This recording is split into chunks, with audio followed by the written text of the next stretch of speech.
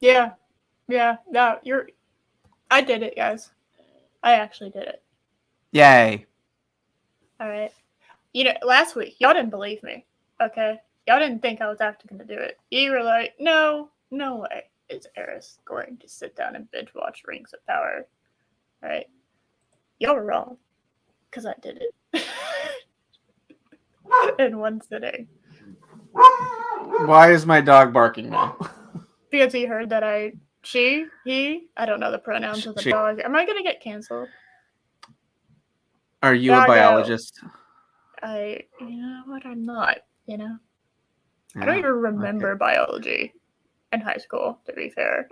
Kind of like mitochondria is a powerhouse of the cell. That's pretty much all I got for you. So either way, my dog is a bitch right now. It is. Factually, yes, that is true. That is big facts. So, yes, thank you, Chris. I am terrible. If y'all want to tip me for my pain. Demon Fez Cat. That's it's fine. I'm cool with that. Don't want to give me money, I ain't gonna say no. That's fair. Yeah. That's just not something. Yeah. No, the dog immediately after I have that, and because I did do it. I did do it, guys. You know what, Chris? You know what you get, Chris? Oh, can I not? Oh, that's funny. I can block myself from my own chat via StreamYards. That's amazing. Hold on. That's an amazing feat. What? Pin message. Chris, you have become pinned now. Well done. You have done it. Just because I can't be bothered to pin my own version of the tip message. His is better anyway. Sorry. Yeah. There you go. Because no one goes into the description of videos. Now you can stay in chat and continue not looking at the description of videos. I could put anything in that description and y'all wouldn't know about it. So, but yeah, no, according to this, if I go over to like the little 3 dots, I can put myself in timeout or I can block user myself. So what would that do? I don't want to break it, so I'm not going to do it, but I kind of want to know at the same time what would happen. Yeah. I mean, you should be able to go into YouTube and de-block yourself, right? If that were to happen. Yeah. You would think. It's kind of just interesting. I didn't know that was even possible. So, now I want to know someone that accidentally done that before. That's kind of a funny idea.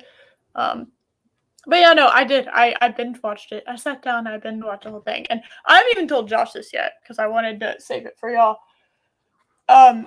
So I did tweet out about it a little bit yesterday. But I kind of wanted to just tell you the sensation of what it was like to sit down and binge watch this. So have any of y'all It's like eating too much turkey, just falling asleep? No, it's like being in a lazy river. Okay. So you don't really have any control, like at a water park, right? You don't really have any control where you're going to go because you're just kind of chilling. You can try to fight the stream, but eventually someone's going to run into you and you're going to get run over and go anyway. But you just got to go with the flow. It's kind of the whole point of the lazy river, right? So that's what my experience was while watching this show. I have not read the Lord of the Rings books. Have not read The Hobbit. Have not read The Silmarillion. I haven't read any of Tolkien's works. Okay, so obviously this was made for me because I don't have that knowledge. The only knowledge I really have is from you, Josh, and Loki. That's pretty much where my knowledge has come from of anything that has broken canon that I've talked to y'all about, right? Loki I mean, didn't Loki's advise knowledge me far on exceeds this. mine. Yeah, I'm just saying that, like, just between you two were, like, anytime that we talked about Lord of the Rings stuff, and especially when I was watching the show yesterday, he would give me little tidbits of information. But I haven't myself read it, so I'm like, I'm the perfect person. They made this show for me. This show was not made for anyone that actually knows what happened in the Second Age. Okay, I'll get that straight up. I don't think this show. Was, I don't think this show was made for anyone with a pulse. yes, I agree. But just saying that if you know shit, they did not give a shit about you when they made it, right? So No, they did not. The people they should have been advertising this to, which are the hardcore Tolkien fans that have read the Silmarillion, should have been the primary like people they were trying to get, and then those people would tell everyone else, "Hey, look at this cool show." It's a Game of Thrones phenomenon, right? Like people who read the books were like, "Yay, let's watch this," and it was good, and then they told everyone that it was good, so everyone watched it, right? That's exactly what should have happened with the Rings of Power. That's not what happened. I have watched the extended edition to the Lord of the Rings movies. I have watched the extended editions of the first two Hobbit movies. I have not watched the extended editions of the Battle of the Five Armies. And yet, at the same exact time, I say all of that, I feel like that didn't matter. No. So that's where I'm coming from. The entire time I was watching this, because I'm supposed to be able to sit down and watch this like at the timeline of events, right? This is all it's supposed to, yeah, it's a domino effect. This is what happens. Hey, this thing happened, and then you have all these different other like storylines that are going on, and you're supposed to follow all of them, and they're supposed to weave in. You're supposed to they're all supposed to interact and kind of vaguely, and That's what it appears is happening, but it's not actually happening that way. But that's what I'm saying. So binge watching it should give me an advantage, right? That's what I'm saying. That should have given me an advantage.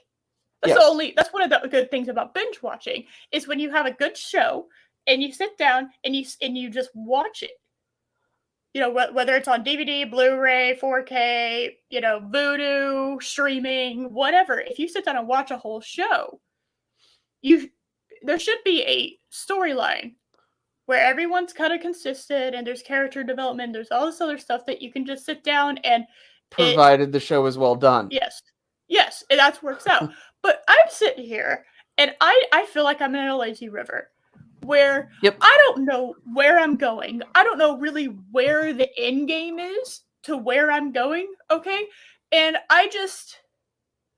then I realize that I keep passing by familiar territory and I'm suddenly in this loop of, oh, okay, so we're doing, okay, oh, that's okay, what, like, I don't, I'm just going, like, okay, we're over here now, I guess, isn't that the same? No? Okay, and we're just moving along, and I have really no idea where I'm going, but I feel like I haven't gone anywhere at the same time. And I'm just kind of stuck in this, we'll just go over here now, I guess, Yes. Yes. And your tweet the other day was, or yesterday was pretty spot on. It's like, it feels like I've watched like 2 or 3 episodes of content and it's an 8-episode series. Yes. So there's so little that happens in this. Yes. So this is one of those shows that does not, it not only doesn't gain anything, but actually things get significantly worse when you binge watch it. And I know for the most part, none of y'all are insane enough to do what I did. I didn't really have a topic for last week, and I was just like, I'm going to do that. And I didn't know if I was actually going to have the time to it, but the stars aligned for me to talk about this show. and I was able to sit down and binge watch it. Now, I'm gonna put an asterisk next to I sat down and binge watched it, and that little asterisk is there's gonna be a footnote under that, and what that reads is I was doing work while I was watching it, and at no point was I pulled away from my work and had to turn it off and put it aside to continue watching later. Because guess what? That's what happens during good shows. It's why I listen to podcasts while I'm working, because 98% of the time that doesn't force me, or something that I've seen enough times that I can literally play it in my head so I can get the visual in my head. It doesn't require me to stare at the screen, as was something that I haven't really watched. But I didn't miss anything. In fact, there was chunks of stuff that I was just like, and cut. Mm-hmm. And cut. Yes. Cut. Cut. Let me move the little. Oh, this goes on for another 30 seconds. Mm-hmm. Why? And most of that was Harfoot bullshit. Okay, so I'll just tell you that right now. The Harfoot shit is it's pointless. It reminded me of Conjuring 2, in that Conjuring 2 has an hour of material in it that has absolutely no business being in it and doesn't add to the story at all. That you can literally just cut out and nothing changes. So I kind of felt like that about the Harfoots. The best way I can describe it is if you go watch episode 8 and you sit down and you get to the very end of episode 8. Well, not the very end, but close enough to the end, right before you have you have the Mordor thing happening, and then the creation of the rings that totally looked like a fucking jewelry commercial. I really thought I was going to see K Jewelers or Zales pop up in the corner. The way they were spinning around, I have seen that in fucking jewelry commercials. Every time. Yes. Valentine's Day, Mother's Day, any kind of female holiday or anything that involves gifting occurs, especially to women, I get bombarded with, you need more jewelry that you'll wear once and then never wear it again. And it's that costs you $1,000. And that's exactly what I felt like when I was watching it. I was looking for the hashtag ad up in the left-hand corner, and this is going to be in Zales. Every kiss begins with K. Yeah, that's exactly what that was. And I'm shocked I haven't seen a meme of that yet. I'm kind of disappointed there hasn't been a meme yet. And the rings, the base of the rings looked good. The actual gems of the rings looked like absolute shit. I could have probably found those pebbles outside my fucking apartment, honestly. I understand they didn't have polishing methods, but also those stones were way too fucking big. Okay, that was like a 4-carat stone on all those rings, and I'm just like, okay. Gladriel's supposed to wear one of those and not look like she's a trashy gold digger. Okay, sure. Right, because those are the 3 rings, right? That's one goes to Gil-galad, one goes to Gladriel, one goes to Elrond. Yeah, I know those are the 3 things. Okay, but the other rings haven't been made yet, so. Even though the 3 elven rings were the last ones made, but whatever. Yeah, that was really awkward for me too. Yeah, I was just like, okay. Anyway, I'm getting off track. Let me bring up my tweets. So hold on a second. So we have this one, and I'm particularly proud of this one, just because I searched for 10 minutes to get this image, because this is exactly what I looked like before I was watching.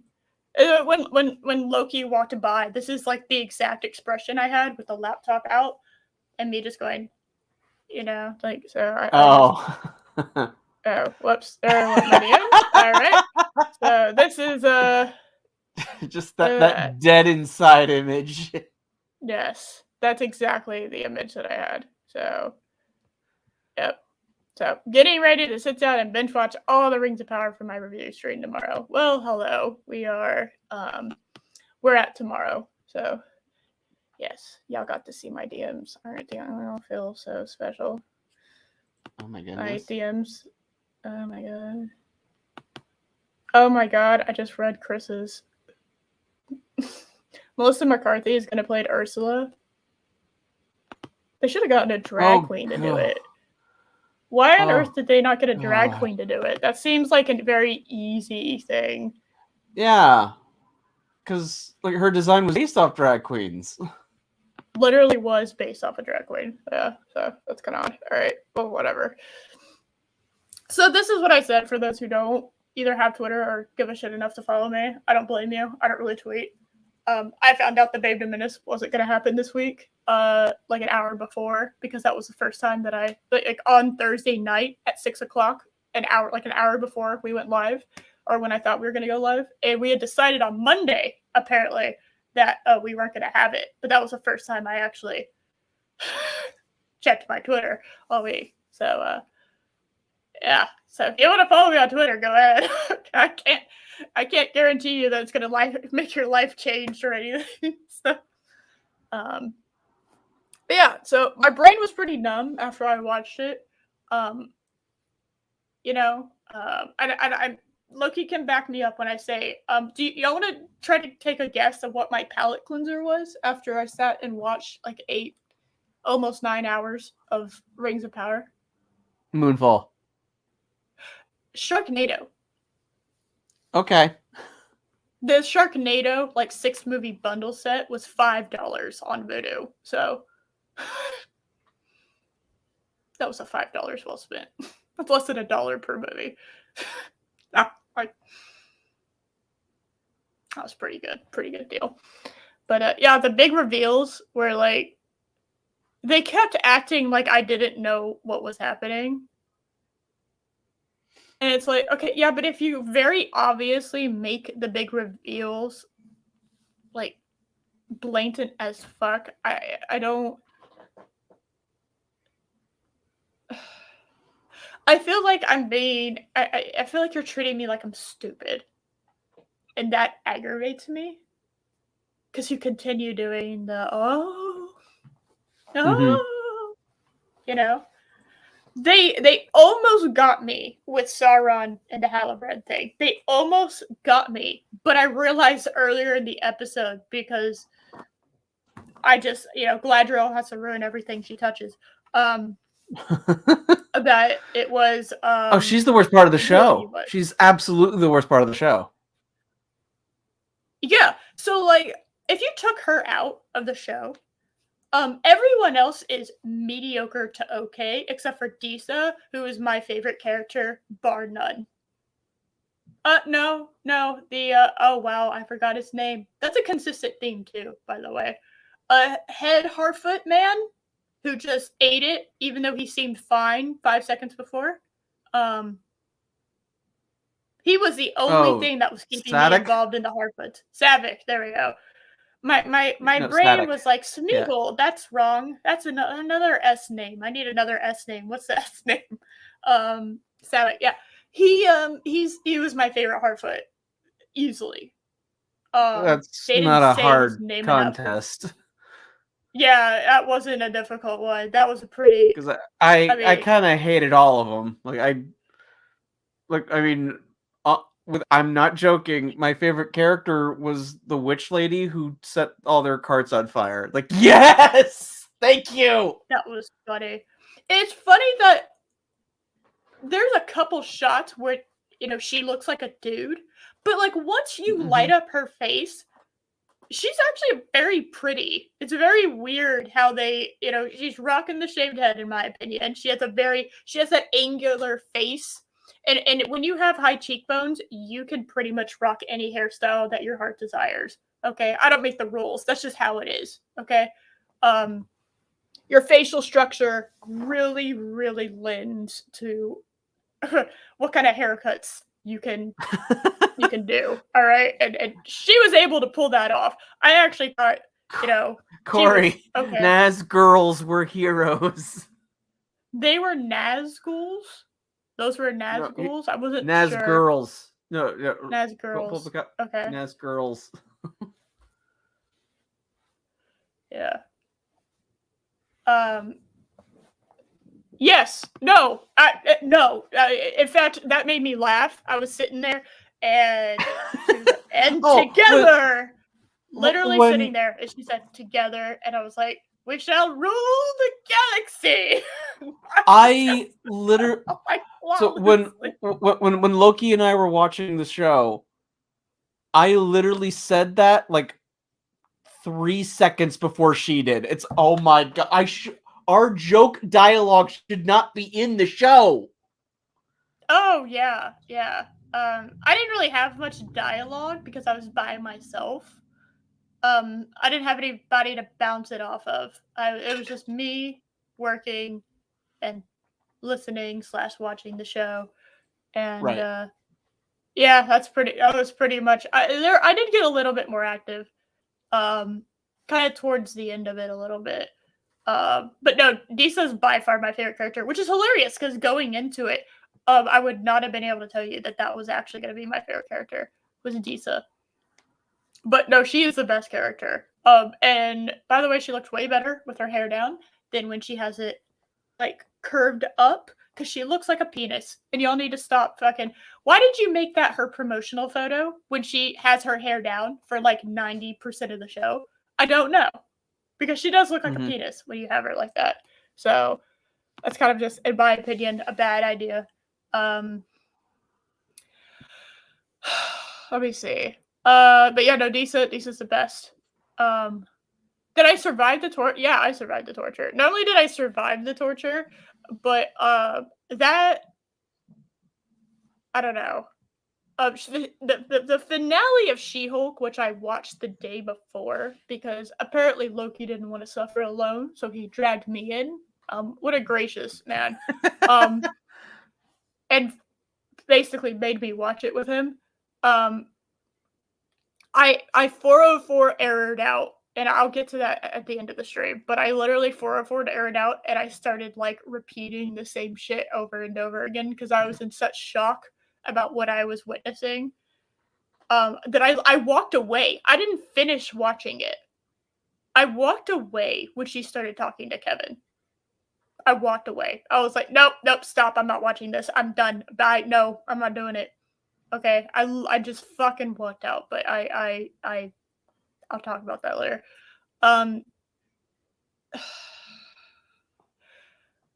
Yeah, so there's like 2 or 3 episodes of material in this show. And how you kind of really realize that is when you start just focusing on specific character and location plot lines. Yes. And then that might be how someone is organizing their review of the whole series. Good. That's a good idea. I would do that. I was gonna write it down. I didn't even get 20 minutes into the first episode before I threw away my notebook. And I was like, no, I'm not writing it down. I'm not doing that. I'm just no.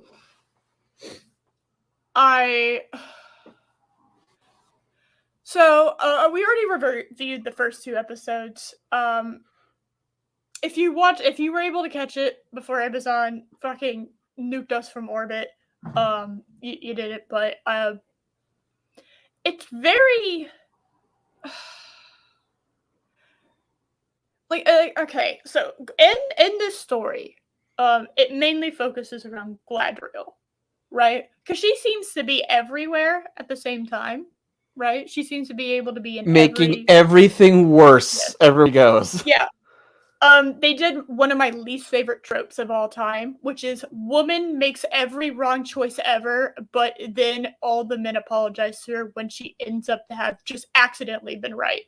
And then she doesn't get punished for basic, like, in the way she was able to be right she ended up being the cause of her being right. So, yes. you know,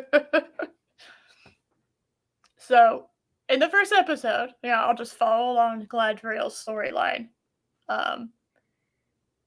In the first episode, she's like, "Hey, I am Batman, bitches. I am vengeance, and my brother, who I kept forgetting whether it was her cousin or her brother, so I kept like flipping back and forth.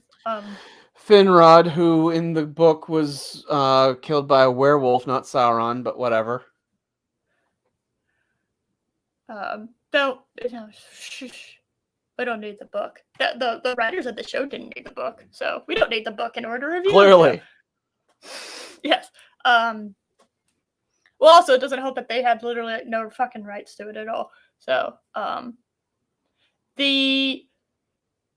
okay, so she's bullied when she's younger, which makes no fucking sense because that never ever comes back ever. Okay, literally that scene doesn't fucking matter. Okay, except that the older Galadriel was thrown back to that place in the last episode in her mind by Sauron for some reason. Sauron's magic, he can do anything. That's what these writers think, okay? They think magic works by just, they can do anything. If you want to watch a show about magic that has a great, like, system of how it works, go watch the anime Black Clover, okay?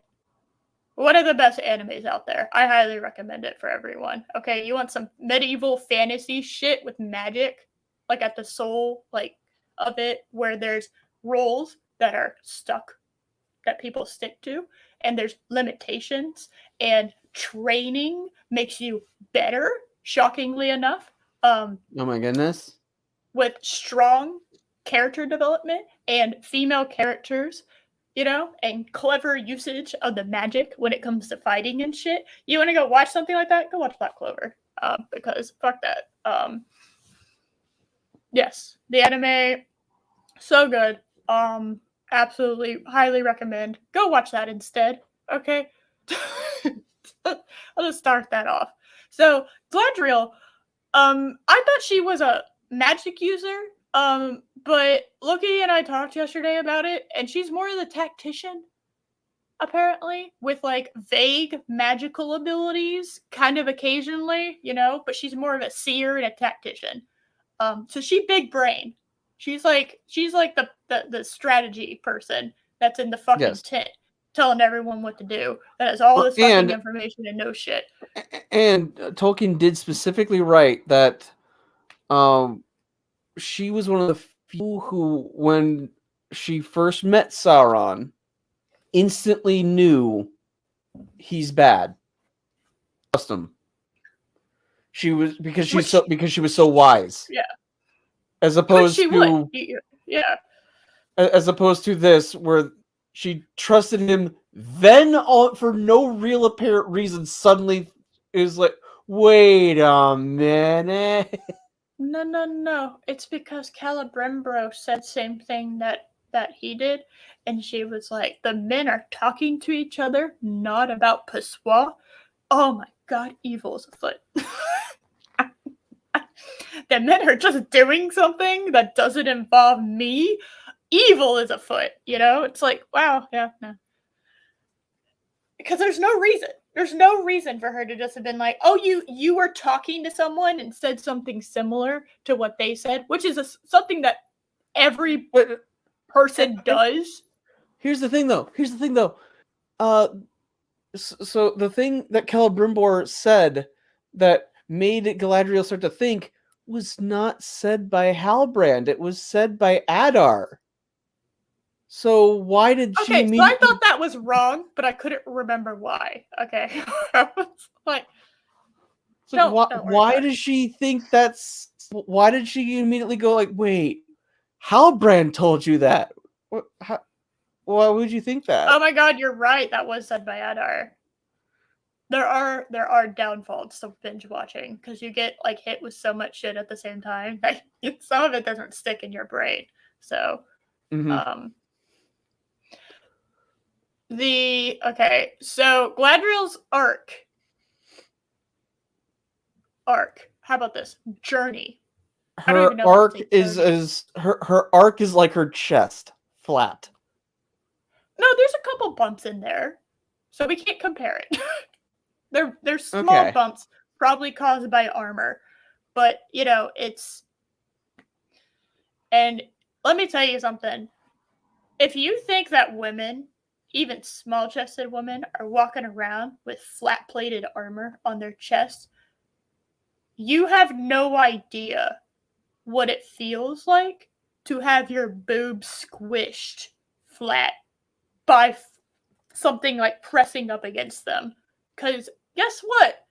That fucking hurts. That's not comfortable. You feel like you gotta adjust, and it's not.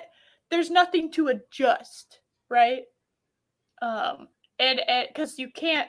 It's not like a bra that doesn't fit well. You can't like adjust it and make it fit better because it's just a flat plate of armor. So, I can't really attest to any of this. Okay. So for guys, it would be like, you didn't have the pouch in your underwear. Okay. All right. So it's just kind of, you can't adjust because any adjustment made makes it either worse or like just alters the problem to a different location. Does that help? Yes. No. Okay. There we go. So it's not. And it's metal too. So like create that problem but make it metal. Like that's not, unless you are like very small A cup. Okay. You're that's the only way it would work.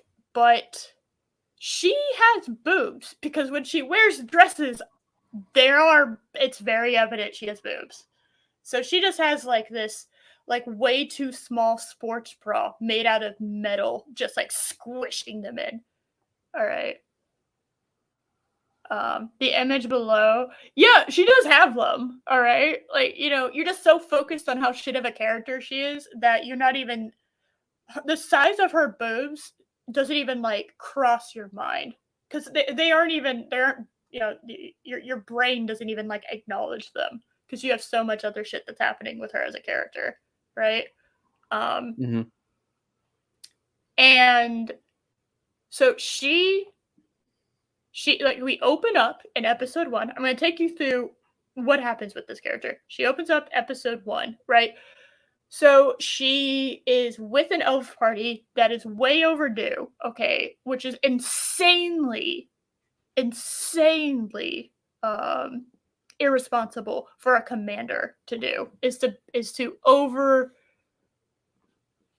tire and just over just make your underlings exhausted to the point that they're barely keeping up. That's a really stupid thing to do. Well, and the rest of the elves are using like climbing axes, and she's using her dagger. Why? Because she's a woman. Okay, she doesn't need climbing axes. All right. No joke. That's probably the reason. So she's on a hunt for Sauron. She's trying to find Sauron. The thing is that Sauron is very obviously one of those characters. You're not going to be able to get through his front door without fucking all this other shit, right? And he doesn't have an advantage by showing himself to the world at the moment, right? Right. He doesn't have an advantage of that. He needs to unmask, he needs to take advantage of the fact that the internet doesn't exist yet, right? And just kind of take over an area that the majority of the world is not going to really know was taken over for the most part, and do it in such a way that you can't stop it once it starts, which she does succeed in doing. But she thinks that she can just find him, which makes no sense at all. I don't know why on earth he would do that, right? So he's leaving his mark everywhere. The mark ends up being a fucking map to a place that literally doesn't exist yet because Mordor isn't created until like episode 6. Okay, all right? well, all This is right, episode hold on. 1. What? Okay, but hold on, because the mountain ranges and stuff exist. They were called the Southlands. Yeah, but he uses it as an M, right? He doesn't even name Mordor. Okay, so there's an M, right? There's a trident, which is his face, right? His little mask, his helmet thing, right? Which is kind of representative of that. That's an M, which there's no reason why it should be that, other than, and then, you have the mountain ranges, but it's like, okay, so why are you going out here and branding things for fucking apparently centuries before you take over the Southlands? Lots of things can happen to environments, like via natural disasters and shit, that could redo that area. So there's no reason you should be branding something with the, like, that none of that makes sense. There's no reason for it. Okay.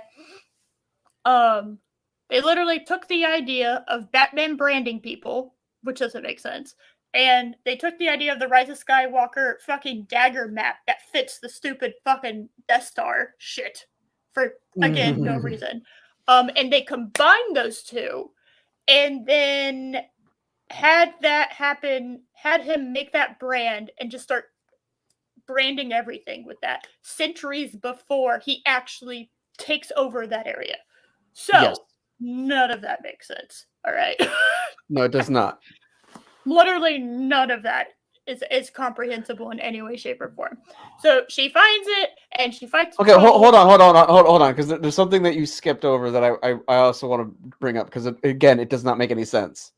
So what? they get all the way up to the top of this mountain, and then one of the underlings immediately goes, "Let's just leave." Like, why didn't this conversation happen at the bottom of the mountain? Why wait? Why say that now? Because like, if you've already climbed the place, at least look around. Yeah, and thank God there's a thunderstorm, or else you'd never be able to fucking see it, right? And also, so they're like, why would the orcs go here to a place so evil that even light doesn't dare to tread? That sounds like a perfect place for the orcs to go. Why wouldn't you search here? Yeah. The orcs thrive in darkness. Yeah. Yeah.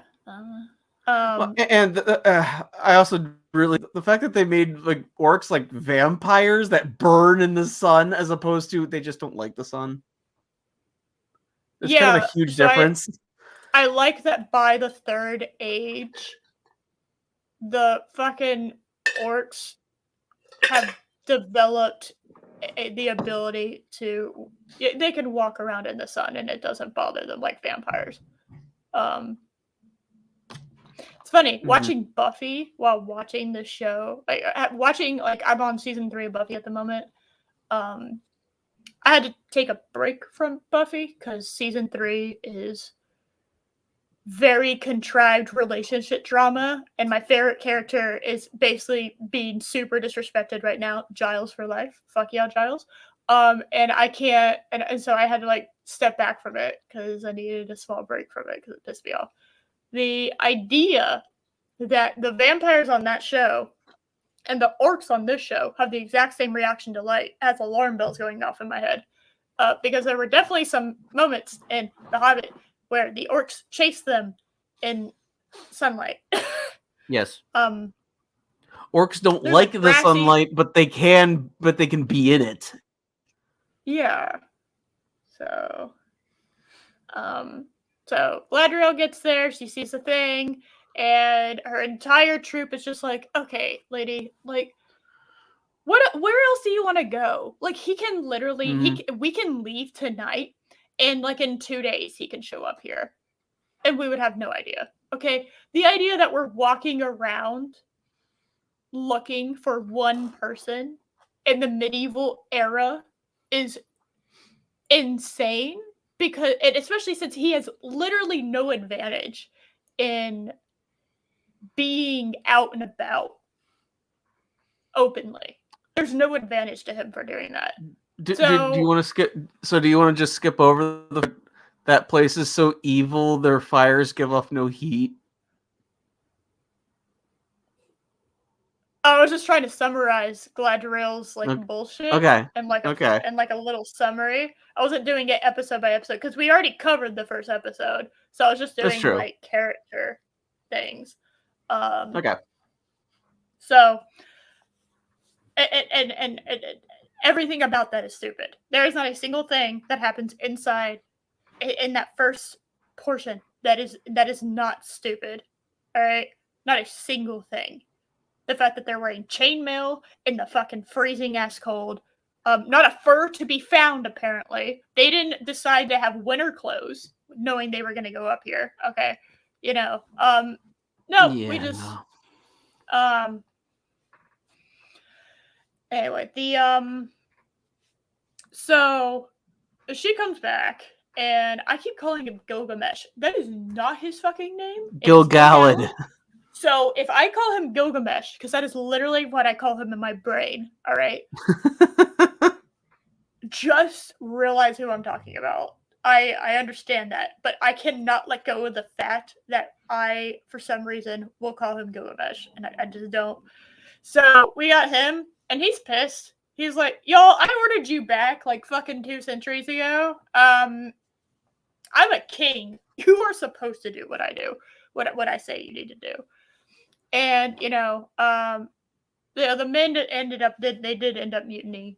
And of course, like, the king is pissed when she gets back. She meets up with Elrond, and Elrond's like, "Yo, girl, I missed you." That's the other thing. The whole. Okay, so we have now found concrete evidence of, Sauron was here. We've seen that he was experimenting. We've seen clear evidence that he's been experimenting on the orcs for some reason. And again, we know he was here. Yeah.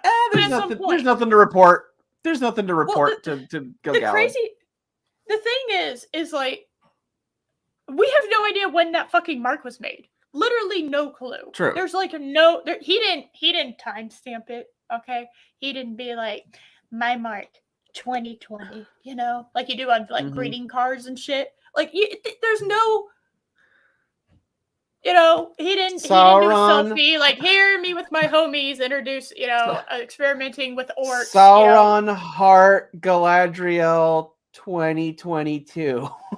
Yes, it's just like, he's just like a weird stalker, just from the shadows. It's just, there's no, like, I can't blame Gilgalad for just being like, I don't know when that happened, and neither did you. You've been out there for centuries. That could have happened 2 days ago or 2 centuries ago, and it wouldn't have made any difference because it is so cold up there that if he made that mark, it would immediately freeze over. Again, that's just how that works, right? It's cold as hell. And obviously those orcs haven't been touched in years from just the state of the cave. There's like no real footprints. There's nothing, nothing, absolutely nothing to show that he's been there recently.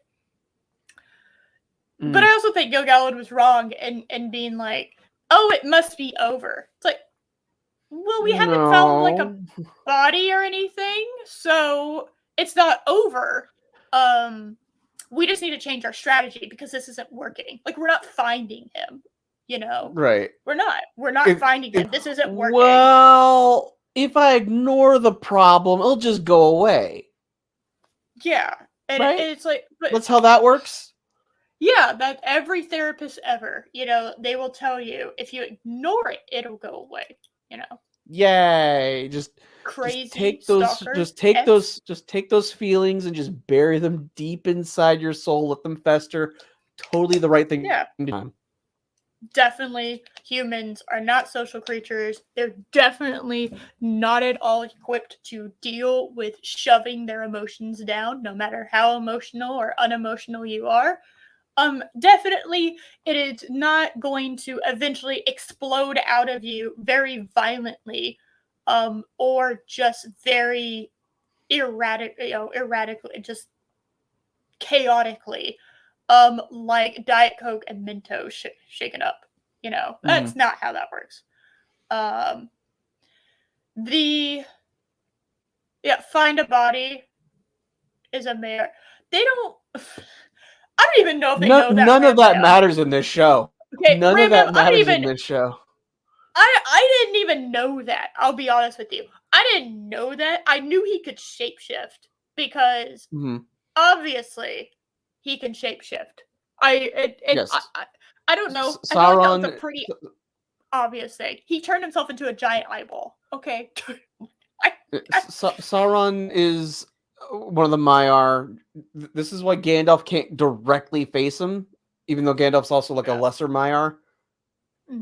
But they're essentially false in a sense. Yeah, it's a Constantine rules. They can't actually directly affect things, but they can get other people to do what they need to do, but they want them to do. Yeah, right. In essence, yes. Yeah, exactly. So, but Sauron decided to throw that shit out the window. So, much like in Constantine. Well, and the 5 wizards were basically sent to bring Sauron back, but it didn't happen. Hey, get your bitch ass back up into the clouds. You asshole. In essence, yeah. They were basically sent to bring back Sauron. Like, hey, what's going on? Yeah. So Galadriel gets there. I'm good. Yes. We'll get to that. Oh my god. I'm not even touching really the Harfoots at this point, okay? I know. So Galadriel gets back and she's like, hey, I did thing, but I kind of want to continue going out there, and Elrond's just like, yeah, I wouldn't do that. Just wait. Just give a moment. Give him a moment. The king's pretty pissed that you've directly disobeyed him, like, for years. And he's a king, so good luck. He can do whatever he wants. He is the government. And his reward for these people coming back is go fuck off and die. Which is essentially what's happening when they go to heaven. They are technically dying in a way, right? They're like, yes and no. It's because it's one complicated. There's a door to heaven, okay? So it complicates things a little bit. But that's another one of the issues. That's another one of the issues. Valinor should not be closed off at this point in time. It should just be a continent that you can sail to right now. It's not closed off yet, but whatever. It's fine. Don't worry about it. Which is, again, another theme of the show. It's fine. Don't worry about it. The idea that, Gil-galad doesn't even listen to, like, the reports. From his soldiers that found evidence of Sauron. Like, it's fine. It doesn't matter. And then, he just tells him to fuck off and die, essentially. It's kind of basically what he's doing it in the nicest way possible, but that's what he's doing. Galadriel, you have basically embarrassed me for like 2 centuries now. Go away. You and your men can go away now. So it's also at this point, Galadriel is also technically banished from Valar. That she's not technically allowed to go back right now. Well, she did it, so good on her. Yeah, okay. So she goes, and they're on a boat, and I've already talked about how stupid it is that they have fucking people there undressing them, okay? That all should have been done before they left, all right? There's no reason for it. It's not going anywhere. You can take 20 minutes and get undressed into your little robes and just... And they just stand on the boat the entire damn time. I don't know. I would be partying, right? Hey, guys, I'm going to heaven. Hells yeah. Let's go, I gotta get it. It's a little bit more, like... how do I put this? It's more serious than that, but essentially, and she jumps off. She has a moment of, oh my god, I have to Just stay, jumps and off the boat with no plan at all. yeah, has her dagger. I didn't think she was wearing anything under that robe, so I was very confused on how on earth she was going to survive, right? By the way, just as a fun fact, for anyone that lives in a landlocked area or doesn't really visit the ocean often, the water's cold. Especially in the deeper areas, it's cold as Yes. fuck. The sun has a tendency to it hits the top, and the top is kind of warm depending on where you are on the planet. It But also depends on the current, but yeah. yeah, it kind of, yeah, but it's not, it's not freezing like like the Arctic Ocean is, right? There's not like glaciers, um Well, and but for example, it's the cold. Atlantic Ocean, or at least here in the United States, the Atlantic Yes. is much warmer to swim in than the Pacific Ocean Yes, the because Pacific Ocean is awful. yes, it For is. the most part. That's because of the the current, the way they're flowing. So Yes. the United States east coastline is getting all the warm water from the Caribbean, whereas the Yes.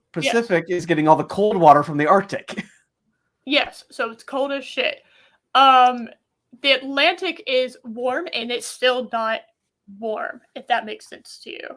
Warm in comparison to the Pacific, but it's not like you're jumping into a heated pool. Okay, it's No. still cold.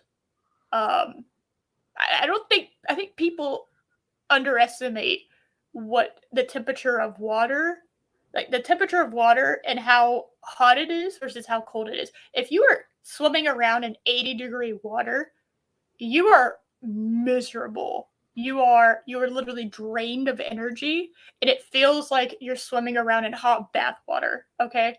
But if you are Ugh. too cold, no amount of moving around will ever warm you up. The perfect temperature is it's cold when you get in, and you get used to it to the point that it doesn't bother you at all. All right, that's the sweet spot of water temperature. But when you're out in the middle of the really deep main ocean, um, it's a lot colder the further you get away from the sun. And on no planet was I sitting there like, she is wearing this long drapey thing in this cold ass water. She's dead. Yeah, like she's obviously dead. This is like, Chris, yes, I understand elves don't feel cold like humans do, but there's no way she's surviving that swim. There's just no way. it's exhaustion, and the more exhausted Yes. you get from lack of food, lack of water. By the way, they don't pack rations when you're going to heaven. So I don't know how long they've been without food and water, okay? Before they even got there. Right? They probably had a big banquet and then fasted the entire time, right? That would be my imagination. Because they stood the entire time that they were sailing. They didn't break, they didn't eat anything. They were stripped of all worldly possessions from this mortal coil, right?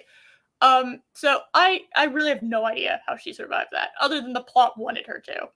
And she does. She survives it, and she eventually stumbles across this shabby ass raft. Um, and she's just kind of like, okay, hi guys, can I get on? And they initially pull her up, and you have the one dude that's like, no, I don't know who you are. Can you answer some questions? And she kind of does, but she's shit at lying. So, by the way, we're in episode 2. I just as like an FYI. And she decides that I'm just not gonna really tell people what's happening. And then what I could best describe as like a very chopped up version of what I imagined the original scene would be. They discover that she's an elf and are immediately racist against her and think that she is like a demon. I don't know why they're racist against the elves. They don't really give me a reason why everyone hates the elves. Josh, do you know? No, I don't. Okay, yeah. All right. I don't know if you'd have any insight. The only thing I could really come up with was so the main reason. Okay, so Numenorians don't like the elves basically because they're jealous of their immortality. But not to that level where they're just like, you're an elf. I'm talking about literally everyone is racist against elves. Yeah. Now the dwarves and elves make sense. I'm okay with that relationship. That's already been established. Whatever. The elves and dwarves not trusting one another. They have a tendency to stab each other in the back when it's convenient for them. So that's fine, right? It's one of the reasons why everyone likes Gimli and Legolas's relationship. Enemies to friends kind of thing. Just best friends. It's great, right? Right. But the only thing I could think of is somehow everyone saw on Middle Earth Twitter that the elves, this new species, decided to come to Middle Earth, and they brought all their bullshit with them. And that bullshit was named Morgoth. And essentially the devil of this world. They blame the elves for bringing Satan essentially to their house. And I can't necessarily blame them. I'd be really mad if a bunch of strangers just showed up at my front door and they had like a serial killer chasing them. Laurie Strode rolls up and it's just like, hey, can I hide here? And Michael Myers is like, sinisterly walking with his butcher knife towards I'd be like, no, you need to leave. I don't know you. Okay, you need to fuck off, right? And actually, it would make more sense if it was like a giant Godzilla-sized Michael Myers that was intent on killing this person, right? I can't do anything to stop this. There's nothing I'm gonna be able to do, okay? Like, all of a sudden, there's this giant demonic force that I'm having to deal with, right? That you brought here. Now, the elves did fight them off, right? And, I understand that. But that's the only logical way I could somewhat rationalize it. But they ended up throwing that away very quickly as, a rationalization later in the show. So, because, the elves saved Middle-earth from Morgoth, for the most part. Anyway, this is kind of an awkward moment where everyone hates you for bringing your bullshit, but then you take care of your bullshit. And it's like, yeah. There was already Sindar elves. Well, then I really don't know. Okay, and I really don't know. I'm going based off what the show told me. The show told me the elves came over, and so when I hear the elves, I think they mean all the elves. But apparently, there were already some elves there, so that's they wouldn't be racist against elves. I don't know, but everyone is racist against elves, and there's actually it doesn't seem like there's a good reason for it. And one of the funniest scenes of this entire show happens, where there's this giant Leviathan, I think is the best way to describe it, because they call it a worm. That's not a fucking worm, okay? That's a Leviathan. Mm-hmm. That's a sea Leviathan, okay? And they're just apparently not doing anything to better themselves, to get themselves out of this situation. And this hero, right, that is apparently known worldwide for her conquests and heroic ventures and actions, bounces the second that Leviathan is approaching this boat, bounces and leaves these people to die.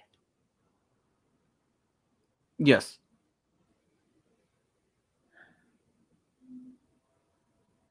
So, I am not taking that bet, Ram Bam. It made it up. Okay, thank you. I'm literally just going by what the show's telling me. I don't know for the most part all these little details. And then we get introduced to Halbrand. Halbrand doesn't matter. Doesn't really matter what his actual Halbrand. A man of many names. Yeah, many names. Who and obviously everyone knows at this point that he's actually everyone knows by Oh my goodness. Now. Oh my god, guys, we did it. Self-torture is not a good thing. Ask me how I know. Bob, you don't have anything to say about self-torture. You did it. Yes. Somebody nuked the sex bot. There we go. Yes. Thank you. So Halbrand, which everyone I think now knows at the moment, not in the world, but everyone knows is Sauron, right? Sauron, or I guess I'll just call him Halbrand for right now. So Halbrand is supposed to be, which we learn later, the king, the lost king of this, the king. What is it? The king they asked for or something. The fucking promise king. There we go. The promise king that was promised. Whatever. So not technically the king of the Southlands, I guess. Whatever. It doesn't matter. It doesn't really fucking matter. No. And Which I have something to say on this whole thing, on the whole Sauron thing. Let me get to the end of this. So he's a fun case because he's like, I don't know. He ends up leaving them, which is totally within character. Now that you look back on it, as far as just leaving them there, which I thought was hilarious to begin with. He's just like, fuck these people, just leaves. And then he, like, for no apparent reason, saves Galadriel. Really, there's no reason for him to save Galadriel. And immediately is, like, subservient to her, which I thought was odd. Well, and also, I'm also confused as to why they even bothered to have, like, the sea creature attack the raft, or like survive on a smaller raft. Why not have her be rescued by a boat? This sea creature attacks the boat, and then Halbrand and Galadriel are the only survivors on a little makeshift raft. You're in the exact same position at that point. Yeah, we're not here for that. Sea Leviathan just existed for like 5 seconds and doesn't exist anymore. So they fuck off and they're like chilling, right? And sudden storm happens as they're getting better acquainted.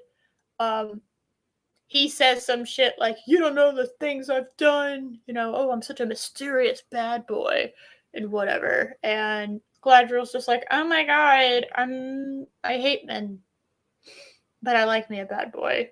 One of those like super feminist, but has like a secret romance collection. Yeah. That's who Galadriel is. And there is no chemistry to be heard of. There is like a single accidental ember of chemistry that happens between them later. But I really do think that was accidental.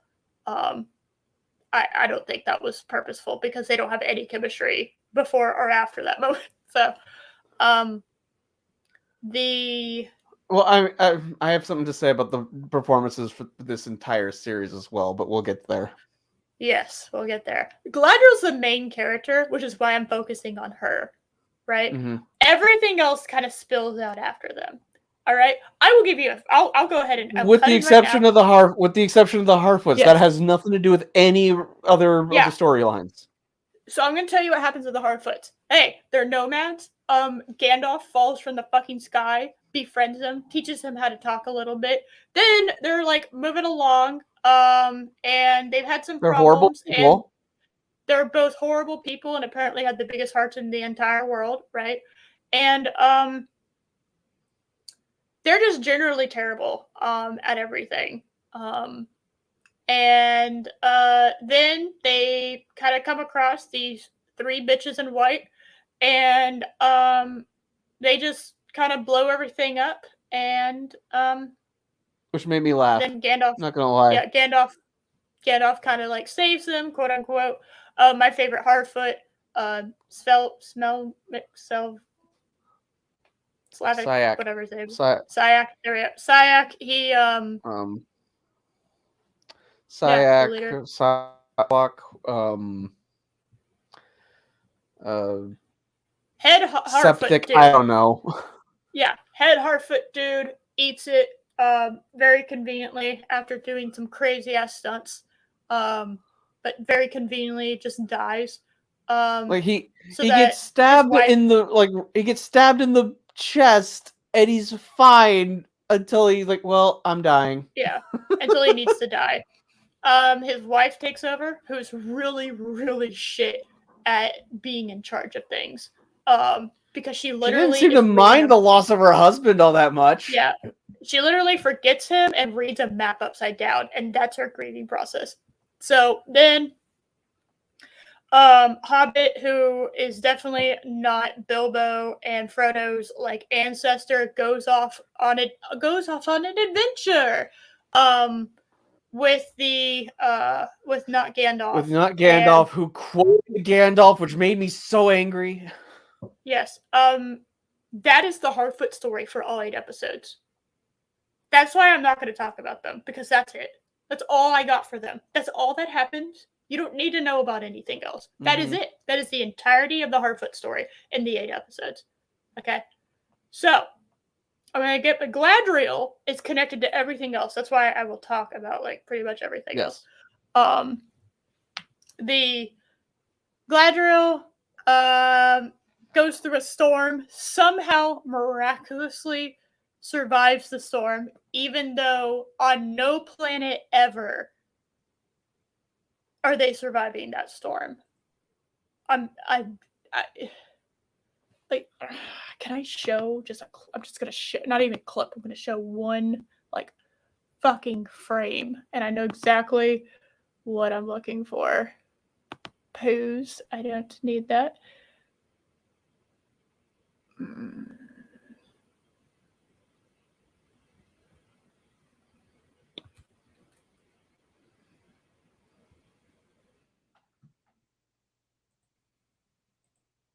On.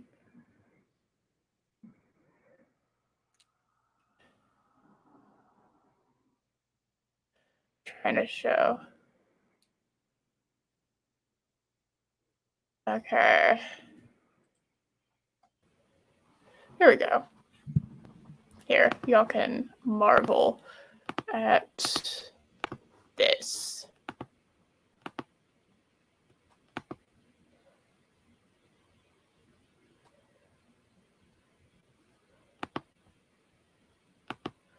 There you go. That's their raft. They survive in that raft, by the way. Mostly intact. Yeah.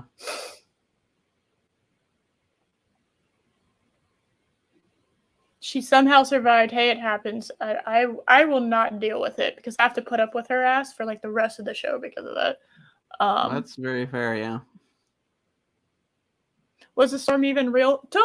Don't act like they took that much thought into whether the storm is real or not, or contrived. They didn't. Okay, they did not put that much thought into it. So then they somehow survive miraculously. I have no idea how. Plot armor, I think, is the only reason. And they wash up, and we roll into episode 3. They're caught by the Numenorians and taken. Because the sea is always right.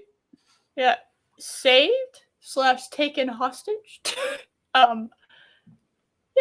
just one of those things where you don't know whether or not it's one of those two. The and they roll into Numenor, and lo and behold, it looks okay from like a distance. Anytime the show has this really weird tendency that anytime you have close-up shots of like the characters or just shots where the characters are like walking around, everything looks like shit in the background. But as long as like you're kind of far away and they're having one of those establishing shots, it looks good. And then it's like they're not. It's almost like it was all CGI, and then they didn't hire anyone with talent to make the sets. Ellendale finds them. I'm glad you told me their name. I have literally no idea what that person's name was because I think they may have said it one time, and names that I'm not used to hearing. Ellendale. No, Ellendale. No, okay. Yeah, Ellendale. Yeah, that's Isildur's father. He was. Yeah, I know Isildur because they say that name a billion times. But if I'm not familiar with the name, I have a tendency to have a hard time. What's going on? We're talking about Rings of Power, man. Yeah. Well, I'm gonna go check on my dog. I'll be right back. No, go for it. I'm gonna continue talking. Don't worry about it. Okay. So yeah, Ellendale finds them, rolls them up, and is just like kind of oh my god, it's an elf, and is able to talk to the queen, who was not wearing her sun helmet. I was very disappointed in the fact that she was not wearing her sun helmet immediately, and I had to wait to see her in her hilarious ass sun helmet. And yeah, so she's doing shit. She seems to be doing okay with her doing shit. Seems to be pretty good at, ruling. Then again, this doesn't seem like a very difficult place to rule. There's really no problems going on, right? They seem, they don't have any problems happening. They're not in war. They're not, it doesn't really seem to be a poverty problem. No, everyone seems to be chill. Everyone seems to be happy. Everyone seems to be like really working together, and everything seems to be all right. Pretty easy place to rule, right? You find out that apparently her father went fucking crazy. And they kind of just allude to him being crazy. Actually, he just has like dementia, which is an awful disease. Yes. And basically. Yeah, he's like half seer, half a dementia patient, which is a very bizarre combination. And they pretty much she rolls in there, and Gladra decides that, you know what, fuck you. I love that. I love that and I also love that you have. They clearly tried to capture Gandalf. The moment where Gandalf calls Denethor a steward, and he's putting him in his place because the king is right there with Aragorn. Mm-hmm. But in here it doesn't work because the king's indeposed, so it's the default ruler. So it doesn't work when she calls her regent. Like they were clearly going for that Gandalf moment when he calls Denethor steward, but she is the rightful ruler. It doesn't work. Yeah, she's like the heir to the throne. I mean, technically, she should be princess regent, not queen regent. Technically, yes, because her dad's still alive.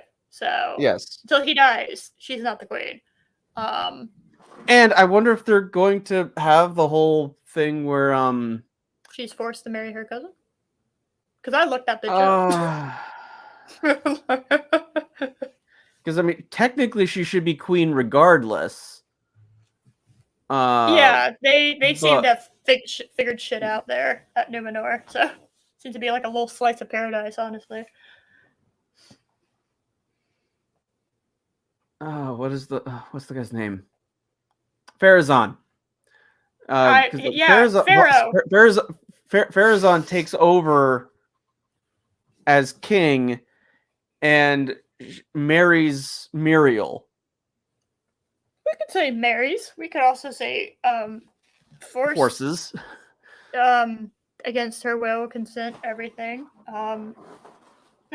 Yeah, just one of those things. But I read up on her. I had questions. Yeah, can she see the tidal wave that destroys Numenor now? She's blind, but whatever. Don't worry about it. Oh, okay. So Gladriel decides to do like the stupidest thing she could have possibly done and swings her dick around in front of the queen's face. And even though she has no power, there's no reason. She is all alone, armorless. The dagger does not count as a weapon because she has like one dagger. Mm-hmm. And in my opinion, if you want to make a dagger a good weapon, you need at least two, or you need some kind of like other weapon. That's your secondary weapon. Daggers, unless you're doing assassin work, are not usually the main weapon. I mean, they're up close weapons because if you're using your sword, you can like pull out your dagger and get like right underneath the armor real. Yeah, it's not your made secondary weapon for the most part. Right? Usually, yes. Yeah, like yes. Very rarely, unless like even if you're a magic user, your magic is your primary weapon, and your dagger would be your secondary one. Generally, it's better if you do long range shit because close range, especially if you are a smaller, weaker person, you immediately lose the advantage. So I don't know why on earth she has a dagger. Yeah. As her only weapon. That seems incredibly silly, right? Well, she doesn't have it by the end of the series, so that's nice.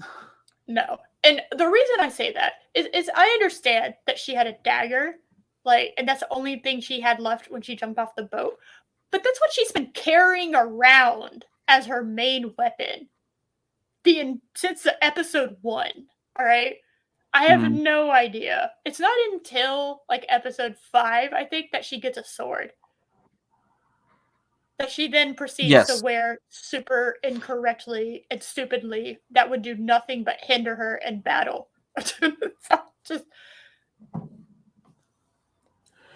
she wears it like she's wearing she's wearing just one side of a backpack, like she's like cool, you know. She's not using both straps, she's just one strap in her backpack. That's how she wears her sword. Yeah, not like on like a hill, and not like on like her on a belt.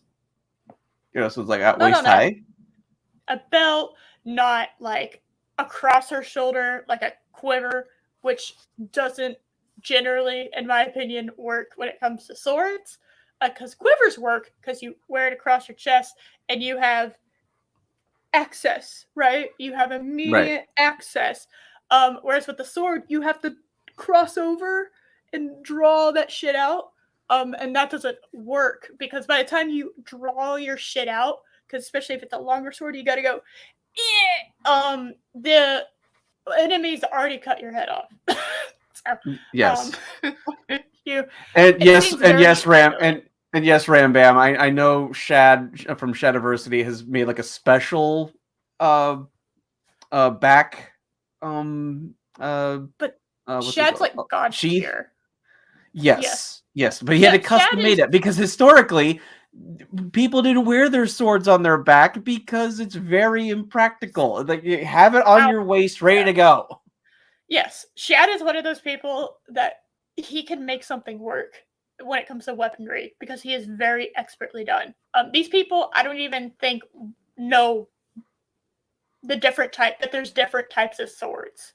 Okay, I don't think they know that that different types of swords exist. Okay, right. They don't know the difference between a long sword and a broadsword, and that should be or a bastard sword, or just. Short sword, one-handed sword, two-handed sword. Yeah, they make swords that are made for like basically kill shots. They're designed to be like thrust, and it pierces the rib cage and into the heart. Yes. They're all kinds of things for this. Yes. It's almost like they're designed to be weapons. Yeah.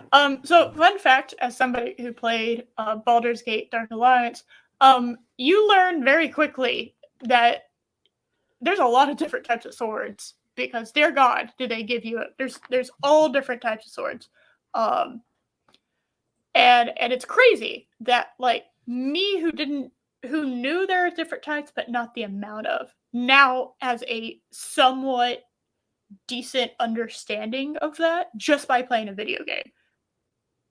And no one on this team had any couldn't even Google couldn't Wikipedia a sword. Okay, because it gives you all the different types too. Anyway, so this chick comes up in there, rolls up in there, disrespects the queen, and oh my God, she's thrown in jail. What a shock. Or she's actually put under watch because the queen is very, very patient. Like, incredibly patient, more patient than I would have been. I would have thrown that bitch in jail. But she just keeps her under watch and then ends up throwing her in jail because Galadriel literally cannot help but get in trouble. Yeah. She is supposed to be a master tactician. And this was about the time where I learned from Loki that she was a master tactician. And I'm just like, what in the fuck is she doing? I have no idea what this woman's doing. I don't understand why she's doing what she's doing. Literally, Halibran told her 2 days ago, hey, there's some bullshit happening in the Southlands. And only one person has told her that. She immediately trusts and believes this guy that abandoned the people that he was with at the first second of trouble, and then decides that she's going to trust him and the knowledge that he brings. I have no words for how stupid that is. So she is being such a pest to the queen, who is being way too nice to this annoying bitch. All because some dude she met 2 days ago told her there are some orcs in the Southlands. She has no evidence for this. She literally just has this one dude that she doesn't know almost anything about. And but he saved her, so he must be cool. She doesn't know he's a liar. Doesn't really know him as a person, like, at all in any capacity. It is amazing that she is being such a nuisance to someone that was kind enough to, like, who hates elves, by the way, and has good reasons to hate elves, as far as they are concerned psychologically, right? Like, from their point of view, it makes total sense why they hate the elves. Now, from a logical standpoint, without the emotional bullshit, it makes no sense why they hate the elves. But from their point of view, it makes sense. And her rolling up in there and immediately demanding all this shit and then trying to escape and trying to do all this shit makes them very suspicious of her. She doesn't do anything in any capacity to make them trust her. She just orders them. She orders them around. The queen, in front of people, orders them in order to try to get what she wants, and she doesn't get anything because nobody cares. It's amazing. Absolutely fucking amazing. Yeah, the beef with Muriel is fucking amazing. I love that. Yeah. Yeah. I love it. So, what do you think? Do you think she did it incorrectly, like in every way possible? Yeah, she did nothing to, like, endear herself to the Numenorians in any way, or to Miriel. Like, she's needlessly hostile to her. Yeah. And then for some reason, Muriel's like, I need to trust her. Why? Yeah. My dad liked to She know, broke into my father's chamber to talk to him. With a Why do I trust her now? broke into my father's chamber with a weapon, who I told her was sick, and what? I'm just gonna be okay with this? Yeah. Yeah, she's like 2,000 years old, but she acts like she's 5. The second she doesn't get immediately what she wants, she has a full-blown temper tantrum where she not just embarrasses herself, but embarrasses me because I share a gender with her. So I got secondhand embarrassment watching Galadriel in Numenor, right? Mm-hmm. And so again, this dude, Hellbrand, that she met like 2 days ago, who she trusts implicitly, even though I don't really, For she really has some no reason. reason. Yeah, there's really no reason why she should trust him, and trust his word, at all. And the only thing I have been able to figure out is that she is so blinded by her quest for vengeance that she will do Oh man, every she's stupid thing. insufferable about this damn quest. Like she's Yeah, criticizing him for like you must let go of your anger of your past. Like you've been on a revenge quest for this entire show so far. Shut the your fuck up, entire bitch. character is being insufferable, whiny, and obsessed with your brother to the point that I'm actually concerned. Okay, I don't even think Batman is that like obsessed with his parents. All right, I really think you need help. Mm-hmm. We've crossed the line, and by God, like you need to chill out. It's just like if she was human, it would make more sense because she's a finite amount of time, right? She's an elf. I don't even know how she's kept a hold of this anger for this long. Right? No one else has. Which makes it her problem. No one is wrong Yeah. in having, she hasn't dealt with her grief in like 1,000 years. She's been like holding on to her grief for like 1,000 years. Like, girl needs help. Girl needs some therapy. All right? She bosses around the queen, disrespects her, get her ass thrown in jail because of course she does. And then, literally the next day, she is getting kicked the fuck out of Numenor. As far as I was concerned. And I had to go back and rewatch it because I thought I missed something. On a dime, the queen decides that they're going to go to the Southlands. Yep.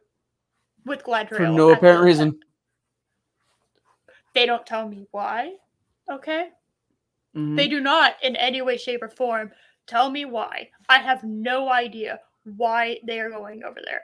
And suddenly, it's something with the Palantir giving Muriel the vision of the destruction of Numenor, but why does that? Why does she need to go to the Southlands? That's a problem that's happening here, like in Numenor. Yeah, it's a problem that's happening in the Southlands. And they also have like the whole moment of, if we leave, we're abandoning the faith of the elves, but then and that's causing losing its leaves, but they have to explain that at the end of the episode because it wasn't set up. We just get the tree start to rain leaves and we're like, what's going on? And then like in voiceover we hear about why it's suddenly losing its leaves. It's because of the breaking the faith or something. Like, what? Set that up prior, because the visual was was nice. The visual for it was actually kind of striking. Yeah. But you didn't explain it. So just have that explained first, then the sees the leaves falling, we understand what's going on, and thus we can understand why the queen then changes her mind instead of just, oh, it's happening now. Oh. Yeah. Well, see, Croy actually brings up a good point. He can. That's like a key thing that happens in the Lord of the Rings. Yeah.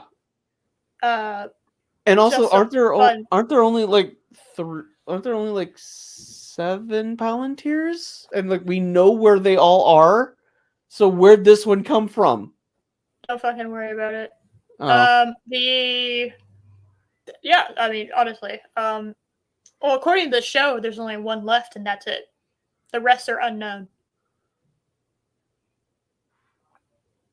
Oh. And then Gladriel's like, hey, I've touched a bunch of these before. And it's just like, so do I you know how where these work. are? Like, so you've touched it. Yeah.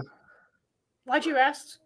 Why did you see surprise when you saw it? Like, you should have known immediately. You know what I mean? No, they're not smart enough. And also, again, why would he manipulate that? Because she should have been. Because she knows what the signs are to be looking for. If she is gone, which, wow. I mean, I get the idea. I get the idea that, okay, so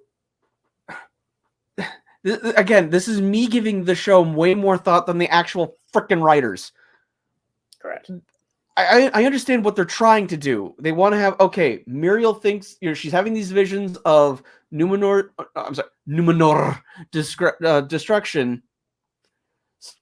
So thinks that she returns Numenor to the faith, then it will avoid its destruction. I get that's what they're going for. But it's not explained at all. This is me reading things far more into this. No, you're doing what I did with the elves. Why everyone hates the elves. You can't make sense of it because the second that you try to pluck a single thing of logic and give them credit, they immediately shit on it. Yes. Okay, like you can't do it. You really can't.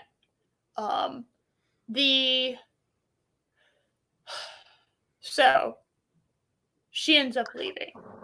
Thank you, Ram Bam. I thought there were only 7. Thank you. None of them were ever in Numenor.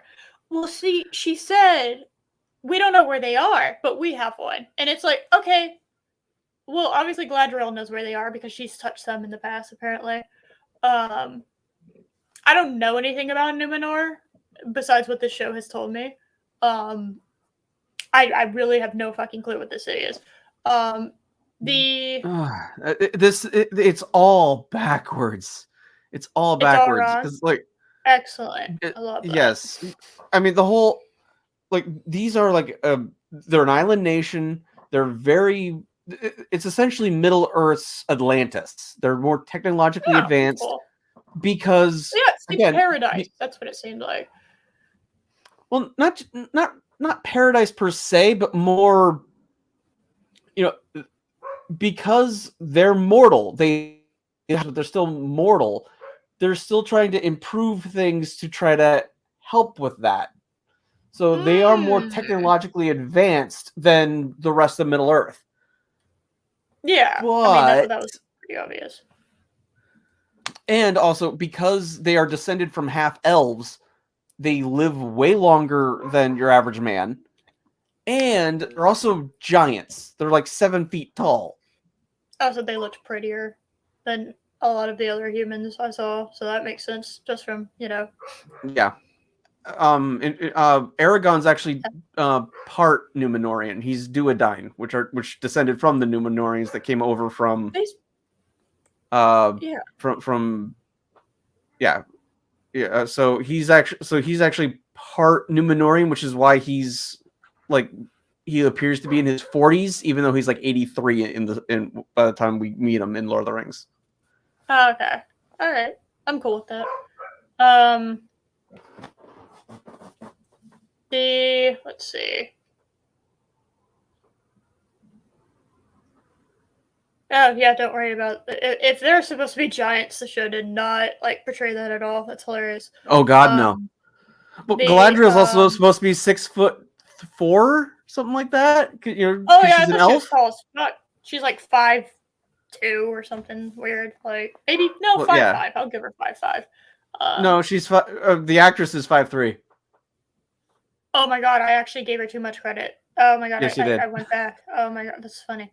She I don't know. you can kind of sometimes tell like what someone's height is. She did. Well, I she mean, kind of Kate looked Blanchett. I mean, Kate smaller. Blanchett's not that tall, but they, Kate Blanchett's not that tall, but they did, camera tricks to make her look much taller and elegant than she actually Yeah, is. they had clever camera I mean, work. she looks like a That's what's freaking missing. giant because she's supposed to Oh be. yeah, she's supposed to be fucking. Yeah, she's amazing. God bless Kate Blanchett. Fucking love that woman. Mm-hmm. Let's see. Have you seen the meme of like what would I be without my blade? And then there's just a picture of Kate Yes, Blanchett. It's like you'd be that's her. what you would be.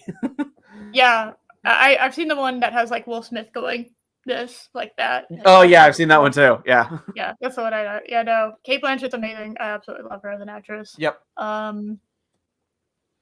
can't. The only thing I think that I ever kind of heard that she was in that was kind of cringe was Ocean's 8.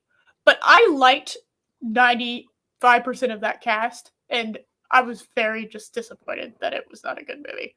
I think I've only seen Ocean's 11.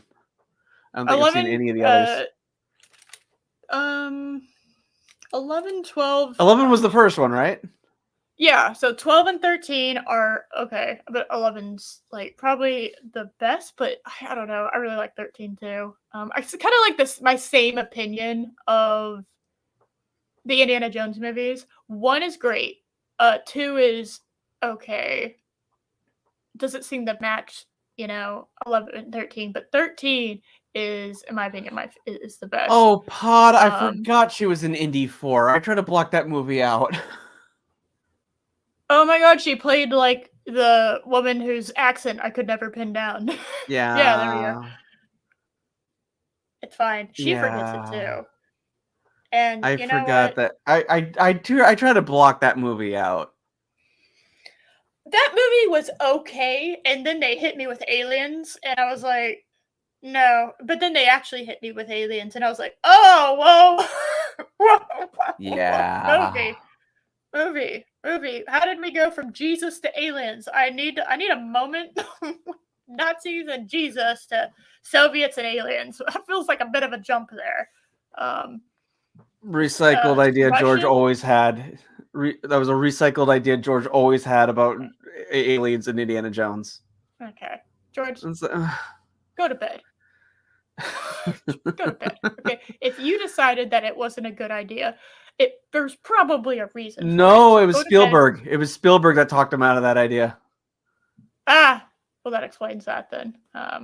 Although I don't know, I kind of vaguely blame Spielberg for J.J. Abrams. So everyone makes a bad choice every once in a while. So true, but this was early '90s Spielberg when he was on top of his game. No, wait, hold on. I blame Spielberg for Rings of Power because he kind of gave birth to J.J. Abrams, and J.J. Abrams got the showrunners for Rings of Power their jobs. Damn it, Spielberg. What did you do? I mean, I can't argue with that. What have you done, Spielberg? Why did you do this? Oh, the fridge scene's absolutely fucking hilarious. That is such a great scene. Not because that was good. It's one of the dumbest things I've ever seen, and I love it. There is no universe where anyone survives that. And no. I just love the idea that people believed that you could survive a nuclear blast in a fridge. So, that is, in fact, flawlessly logical. Yes. No, it is. Yeah, it's technically Spielberg's fault that we're reviewing this. So, okay, so I've tried to stay on track. I'm doing my best. This is where things start to get a little muddied. So, and when I say a little muddied, I mean for Rings of Power, a little muddied. For no apparent reason, they're going to the Southlands. In the Southlands, there is some bullshit happening. But it seems like it's not that big of a deal.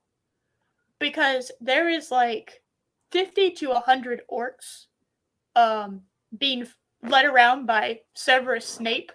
And I just Adar. No. Played by Benjen Stark from Game of Thrones.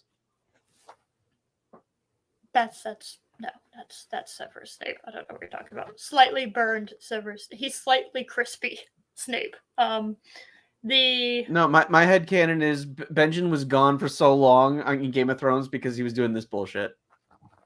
I like that idea. That's my headcanon. I like that on the other side of the planet this is occurring. Yes. In the world of Game of Thrones. I kind of like that idea, actually. No one has any idea that the other two worlds, because they're not advanced technologically enough to know. So Snape is leading around like 50 to 100 orcs, depending on what scene you're looking at, and just causing mayhem. They're digging shit. They're being very rude to the environment. And they're fucking shit up. Which somehow the elves don't see them digging this gargantuan trench, even though they do establish elves have amazing eyesight.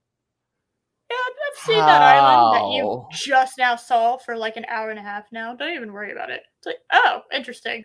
So are the wood elves just like the stupid child of the elf race? Is that what they're telling me? Because that's what they're telling me. I'm just letting everyone know. Like, maybe they became better when Thranduil got into existence. Because by God, were they fabulous after that? I'm just saying. Yeah. Need more Thranduil. What else need Thranduil? All right, I just And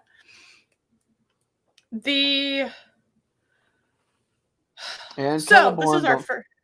Which apparently is apparently dead now. Who's dead? I literally can't even tell anymore who's dead and who's not dead. Celeborn is Galadriel's husband. Oh. Sasha, what is going on with you today? It's Rings of Power. It's a cursed topic, man.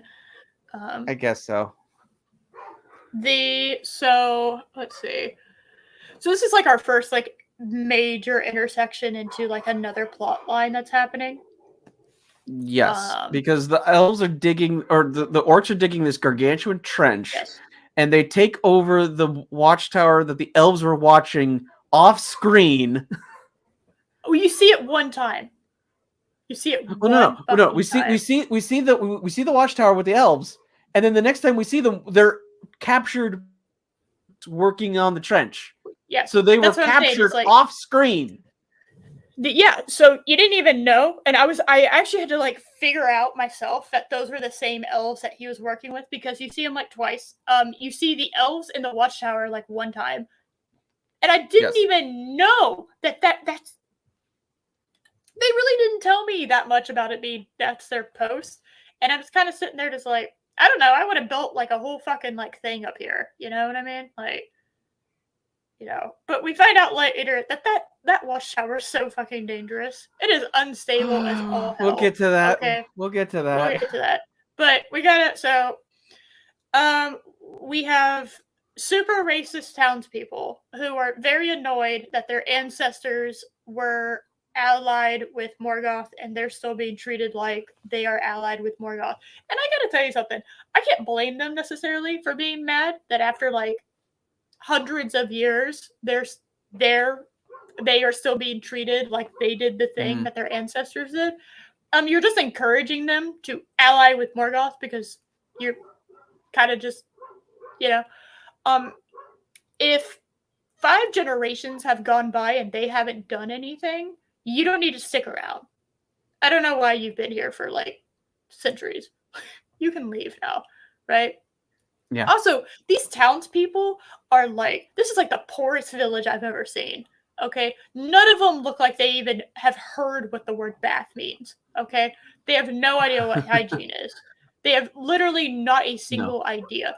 They are like one of those villages that the bubonic plague absolutely annihilated. Because they thought putting dirt on their faces would actually make them healthier. Okay, that's what this village is. And the idea that these people that Morgoth or Sauron or whatever would have anything to do with them is hilarious. They don't have any resources. They barely seem to have enough to like survive. They didn't even bring food when they evacuated the town. These are really stupid people. Yeah, these are people that no villain ever wants. These are like stupid underlings. Okay, these are just the people that you put in to die, which actually does happen because that's all they're good for. These are not people that are going to help you really in any way, shape, or form other than just being dead. So apparently the orcs are digging and they find out that I don't know why they're digging. Okay, they can travel at night on land. I have no idea. There are no cell phones. Well, there are no telephones. Well, why are they digging trenches when they're perfectly capable of digging tunnels? Why dig a trench when you can be completely underground? I don't know, and neither do they. Okay, no one has any idea. They both can be out in sunlight and they can't. Right? It's like it is literally vampire rules. They can't be directly hit by the sun, but they can be out in the sun. So like a orc would be fine. Except in scenes where they're clearly out in direct sunlight. Yes. Okay. So the orcs are doing shit and they're poisoning villages, which is just announcing their presence. So if they decided that they were just gonna come at night and destroy a town, that would have been more efficient, like 1000%. The idea that they would be doing what they're doing is incredibly stupid. There's no benefit. I have no idea why they're doing what they're doing because nothing benefits from that. But because they're doing what they're doing, the single mom, which is what I'm calling her, I don't actually know what her name is, but she is literally the single mom character. What's her name? Brawin, her name is Brawin, which led to Loki and the rest of the panel calling her Sports Bra. Sports Bra, okay. I call her single mom because that seems to be her only character trait until all of a sudden she's the leader of human beings, and I have no idea how she got there. She's the town herbalist, and she's just suddenly the leader. Yeah, and no party ever has a healer been the leader. Because generally speaking, the healer of the party stays back and heals people. That's just usually what ends up happening, right? So, single mom has hooked up with the elf, and they have a stupid. There is no romance between them because it looks like both the actor and the actress couldn't give a shit about one another, and there's not a spark. There's no romance. The music tries to tell me that there's stuff happening and there's romance and there's all this shit, right? But there's none of that. And there's no reason that an elf should fall in love with a mortal person because that's just that's really stupid. That's not a thing I hate that trope. I hate that trope so much. Hey, this mortal person fell in love with this immortal person, right? It only works with vampires. If you do it outside of the realm of you can be turned into the immortal thing, it is a dumb premise. This human woman is not at all going to be turned into an elf because that's not how this works. So this is a stupid idea. This will not end well for anybody. And so Elf gets captured, forced to work. They immediately, the second they could, they put the black man in chains. That made me laugh. Because, wow, showrunners, really? the second you were given the opportunity, you put the black man in chains. That's good on you. Good on you for doing that. That was a really clever idea. The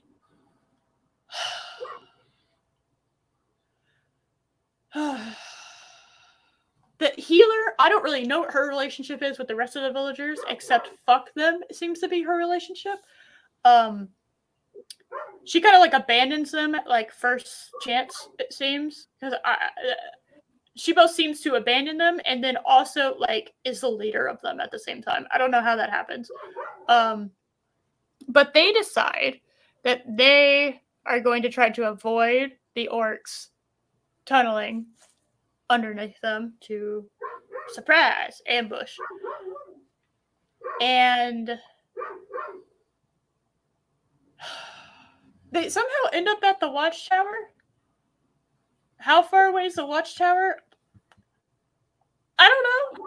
I don't know how far away the watchtower is. It's within visual sight of the town. Yeah, I mean, I don't know if that was a smart decision, honestly. I would have said fuck it and run. Anywhere else that wasn't at the where they were tunneling. So I think it was east. So I would have gone west personally. I don't know why on earth I'm going to the watchtower and basically just setting myself up for a trap. The chain. Oh my god, that's his name. I didn't fucking know what his name was. I even had the subtitles on. Arendere. To give him that 1 moment, you can Arendere. Oh my god, you're probably right. Yeah. Let's see. How come? Because she understands what a bath is, apparently. Yeah. Because we need to have the hot girl clean, I guess? Yeah, sure. I don't know. Oh, maybe it's like they're under all the filth because they're still like contaminated by Mah Gah. Oh my goodness. I'm gonna go with the fact that the healer knows what a bath is. So they kind of chill up in their watchtower, and they keep getting more and more refugees, and they have like 4 potatoes when there's like another 20 refugees coming into camp, and they're like, yeah, we can't even feed like us, let alone like the 100 people that now live here. And how do you think to abandon your town to go to the watchtower for safety and not bring any food? Because they're fucking stupid. How do you do that? I don't know. The oh yeah, by the way, her son has found a hilt that is fed by blood, which is a cool concept that does not need to belong. It doesn't need to belong in this thing. Okay? I could be wrong, but I don't remember any kind of weapon like that in any of Tolkien's works. I wouldn't blame you. That's probably right. Let me see. Okay, so he gets the hilt, and of course the orcs are trying to find it. Why? Fuck all. I don't know. And him and his friend go get food, and they bring it back, and then she's like, "Oh, look, the orcs are coming because the fucking, Arryn, whatever, single mom's elf friend, Don Legolas. Besides Don Legolas, I like that. He escapes the orcs. He's really just let go for a message, which is really stupid because he could have just. But then they continue to try to kill him. Yeah. Like, here, go try. I need you to go deliver a message to the villagers. To let them know. Swear fealty to me and you won't die. But then they try to kill him as he's leaving to go get deliver the message. Like, whatever. That's stupid. It's so dumb. This is the Southlands is really. They deserve to be turned into Mordor. Okay, I'll go ahead and just say that right now. They deserved what they got. Okay, they're really dumb people. Everyone in the Southlands is really stupid. Oh my god, is that their commentary on why you shouldn't listen to Southerners?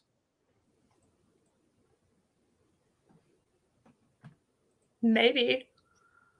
Although I wouldn't. They're that dumb to probably think that.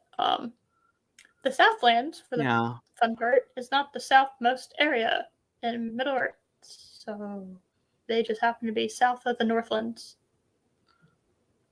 They're the southern part of Middle-earth. Yeah. They're just like, oh my god, look, they're the south. But, like, they forget that Middle-earth isn't a planet, it's a continent. So I don't know. It bothers me. Like, so they're just specifically talking about America because guess what? Mexico is more south than whatever. Stupid. Anyway, they didn't put this much time into it. So we're gonna go ahead and there is a W coming up for the orcs. And another confirmation that the Southland people deserved what they got. So they are going to go fight. The people that half the people decide they're going to fight, the other half decide that they're going to go kneel before Adar. the fuckers. Yeah, or Adar, Service Snape, whatever you call him. Because they think he's Sauron, but he then says, "No, I'm not." Yeah. Which I'll grant them this when the old guy says, like, we swear fealty to you, Lord Sauron, and then he like throws him to the ground. He's like, well, I'll swear fealty to you then. I'll admit that got a slight chuckle. Yes. So they so half of them leave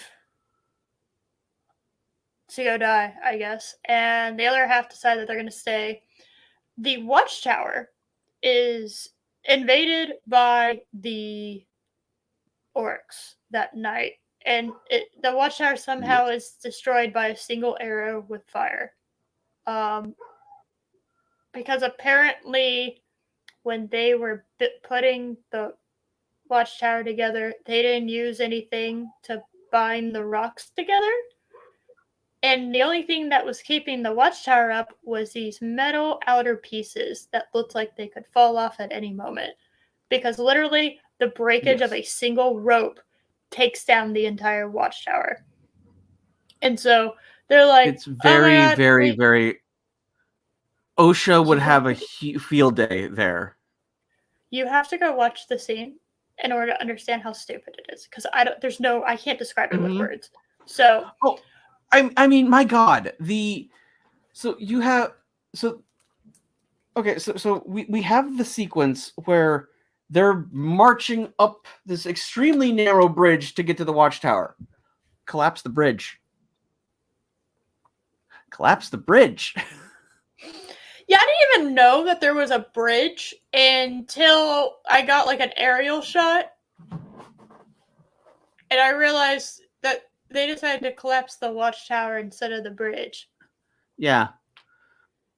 And that was another moment that dawned on me how stupid this whole fucking thing, everything was stupid.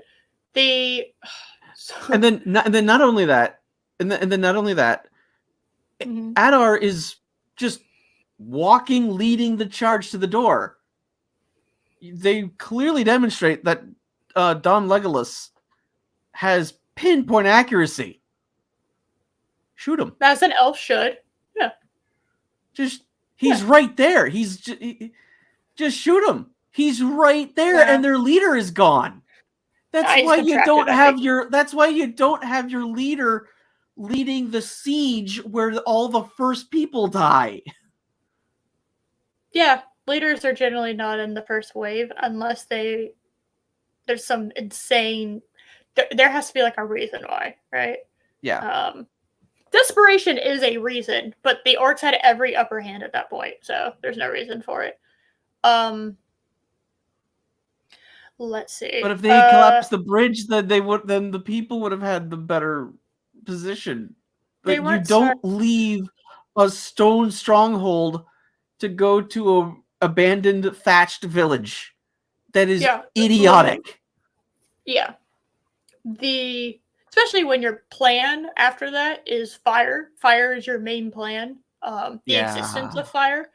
Fire loves it some dry grass. Be an awful shame if all of your roofs were made out of that. Oh, wait. One of those main things that binds a house together is a roof. Have you ever seen a house that doesn't have a roof? That is a functional building. No, you have not. Yeah. Yeah. Okay. because like the whole point of having a house is, or a building just in general, is their shelter. And without a roof, you just have 4 walls. That's not shelter, for the most part. That's like, people will take something over their head than surrounding them. They can do without walls as long as there's like something over their head to protect them, right? It's a very like primal thing. It's silly. Anyway, so they decide that they're going to get ready for battle. These villagers. Well, hold on. What? They Did also I forget something stupid? Yes, you did.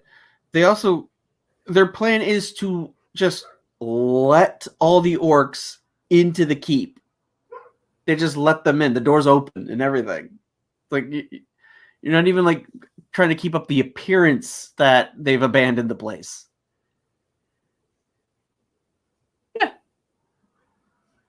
Yeah, no, they basically gave like they basically had a neon sign that said, "Hey, this is where we went. We didn't leave." Even though we had like Jester a full of day. Sauron. Nice. I love that. They didn't leave. Like they had a whole day advantage. Right? Yeah. The orcs had to lick their wounds after they got dunked on by a bunch of morons. I would also have to lick my wounds after that. Out of just sheer embarrassment, out of what I just also another stupid thing. Everything in the show is stupid, Josh. Yes, but we see the villagers left the keep to go join up with the half the villagers left the keep to go join up with the orcs. Mm-hmm.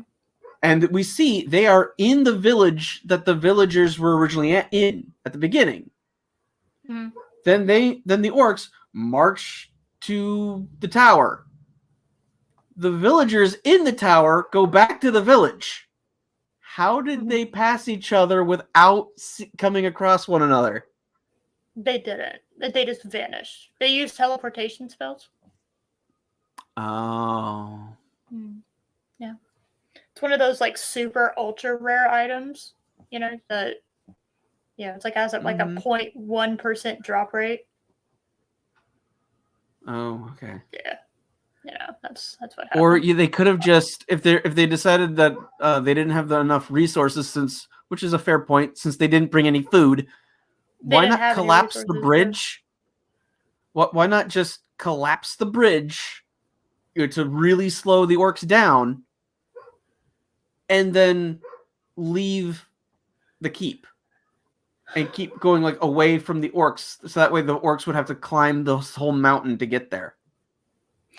Well, you are assuming here. I figured out why the bridge doesn't work. Do you want to know why the bridge doesn't work?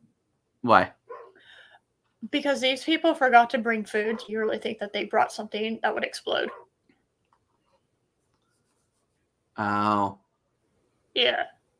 These people like. Yeah. No. Their idea, their follow-up plan was, let's scare them with fire. That was their plan in the village. Yes. Was let's scare them with fire. Because they were very off guard and not at all prepared to actually physically fight them, even though they had a whole day. Mm-hmm. Dumb. Incredibly stupid.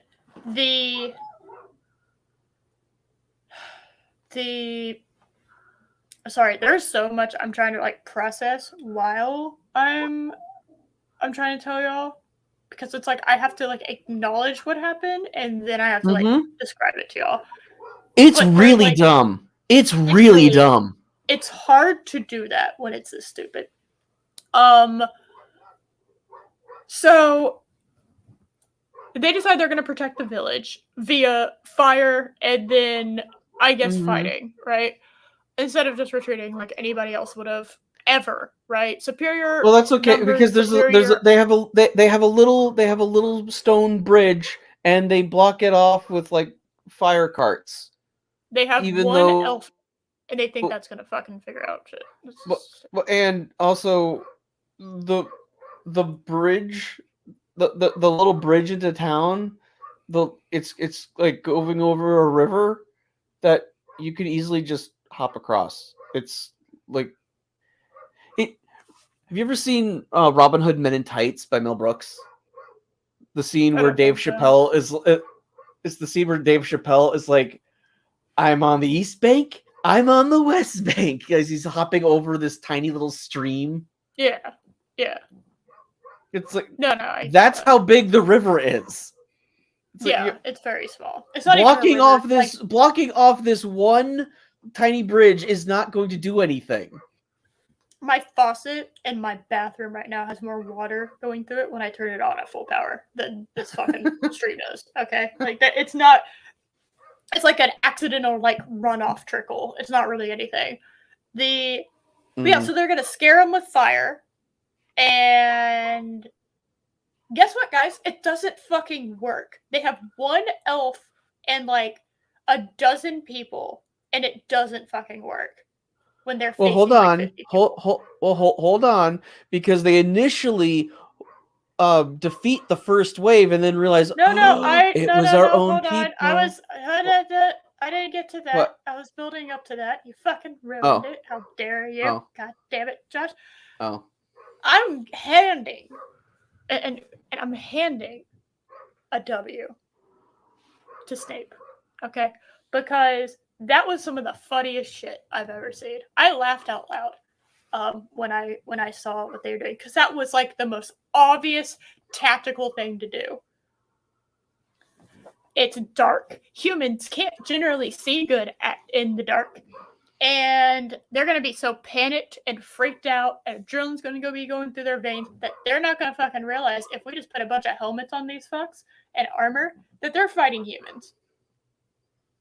And so they get this false. But why send it? But why send it in two waves? The fuck with them. I would have done that. But he's not trying to do that. His goal is the. So just send in everybody. Why send it in waves? Because they barely beat you. They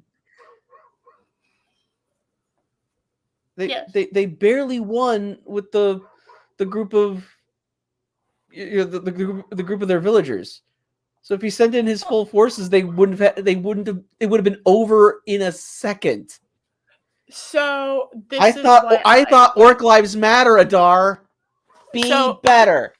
This is why I would have done that. Because I can be a conniving bitch if I want to be. Also, I've read The Art of War, so I would have personally, I would have sent them in armor full, because guess what? I don't give a shit about these people, okay, that have pledged their loyalty to me. I don't give a shit about them.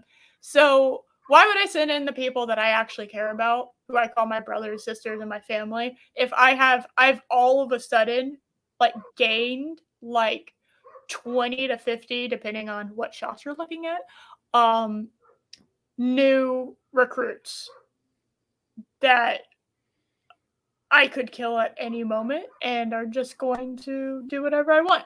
So I would send them in first, as the first wave.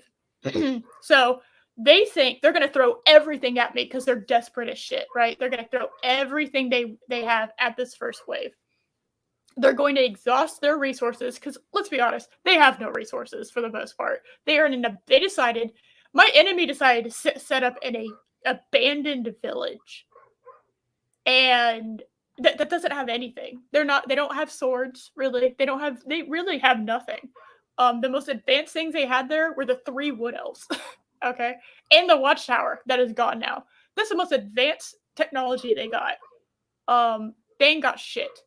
And so I send in the people I don't care about as the first wave. And then I give them their moment. I let them have like a brief reprieve where they're just like, oh my God, we did it. And they get like, all these people die. So they're down to even less numbers, right? Like to the point where there's more women and children than there are actual fighters. And I get them down there to where there is pretty much nobody left to fight me. And then I don't send in my orcs quite yet. I use bow and arrows to basically pick off the stragglers. Or you could have just shot fire arrows to the roofs of everything from the very start. That's that. I don't know. I like the psychological warfare portion of it. Like you literally, you got them to basically expunge all their resources. You got rid of like 80 to 90% of their fighters, and you let them have like a brief like, yay, victory, and then you crushed them. Like you completely and utterly crushed them from like a psychological, spiritual, and emotional angle before you physically took them out. I like that. I'm a fan of that. But you're assuming one thing, that they cared about these people. You're assuming that they were just fucking with them. They're being I don't know. That's what I would have done. No. You're assuming that the townspeople cared about the townspeople that they fought. Well, we have no indication at all that they cared about one another. No. I didn't suggest that they did. I'm saying that them realizing that that's human blood and not orc blood, and then them like going, oh fuck, and then sending out the thing. I don't know. Maybe I'd tweak it in a couple ways, right? But I'm kind of a fan of clever psychological warfare, right? Maybe I'm giving this show too much credit in its way, but I think you are. The skeleton of that idea is really fun for me. Like I like that personally. Yeah, that's what I'm saying. I would have just sent them I would have sent in, the people, who gives a shit? Who gives a shit about these people that I've known for 5 seconds? I'm not sending in my children if I just got a bunch of new recruits that I don't give a fuck about. Yeah. But you're also assuming that these traders would stay loyal to you.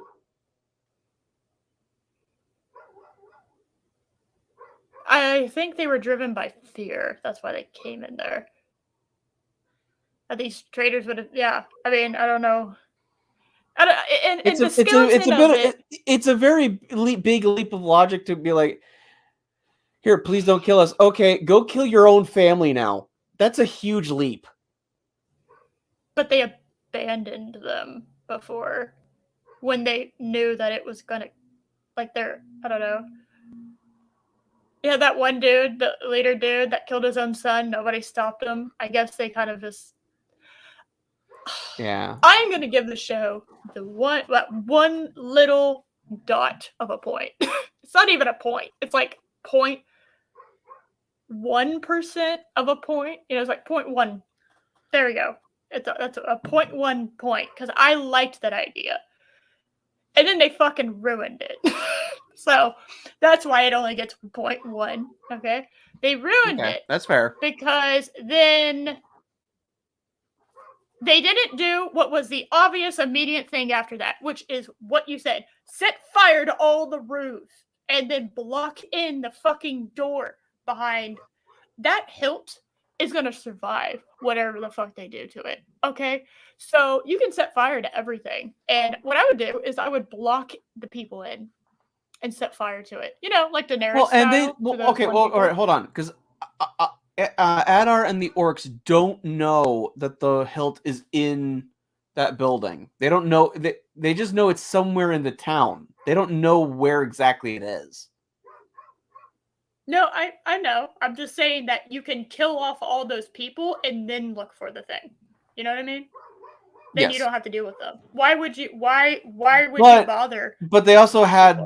But they also had orcs searching that town for the artifact to begin with. For days before that, without any indication, without having found it before. So maybe I'm just assuming Adar would have been drawn to it. No, because the orcs were looking for it. Well, yeah, but I'm just saying maybe remember the scene. Remember the scene. Yeah. Yeah. I mean, remember the scene where Theo was like. where it was like a video game, like you hide here, wait for the guard to leave, then run for the next hiding spot. Yeah, no, I remember that. I'm aware of that scene. Yeah, I don't know. I just I guess you could start killing them, sure, but I don't think I would have stayed in the hut and done it. I would have. Well, how about this? I would have pulled out everyone and then put all the children in the fucking hut and set it on fire.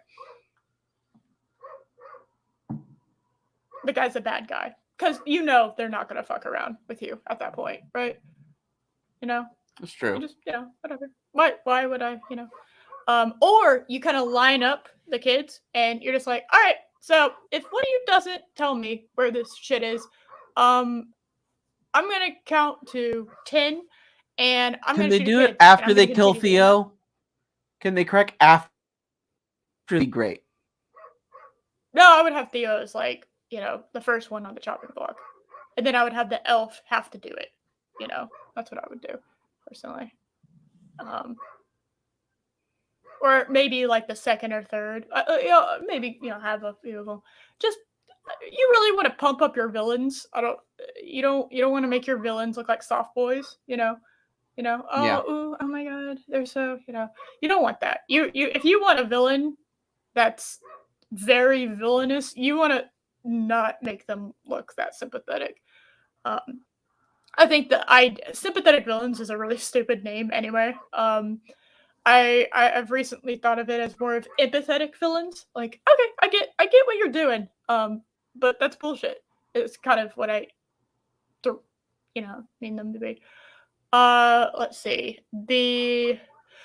So this bothered me as somebody who has edited videos before and understands what the progression of time and lighting does to you. It jolts you out when things are not consistent. Okay.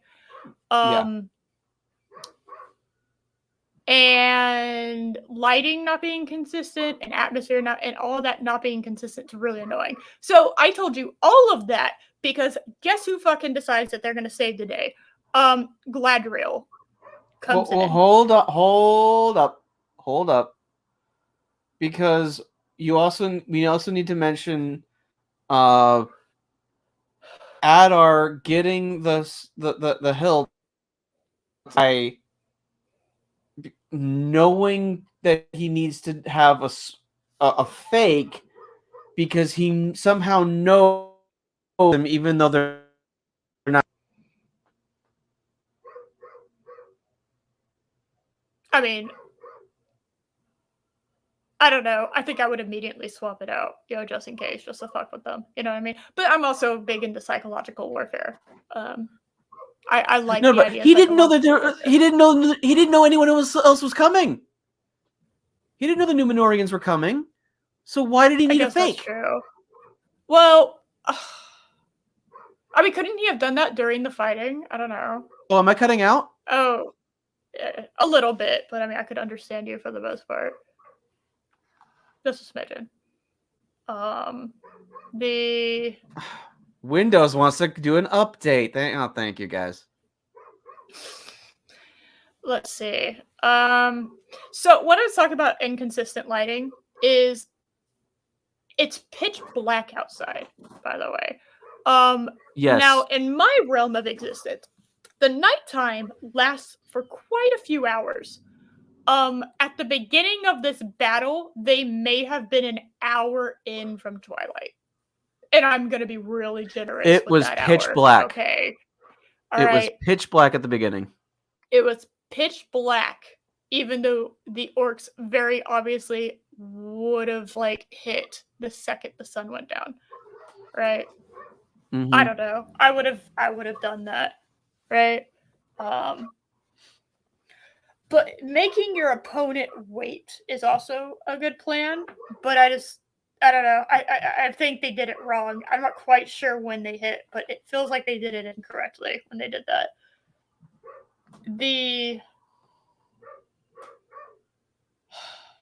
Oh no, the lighting after the battle is changing constantly.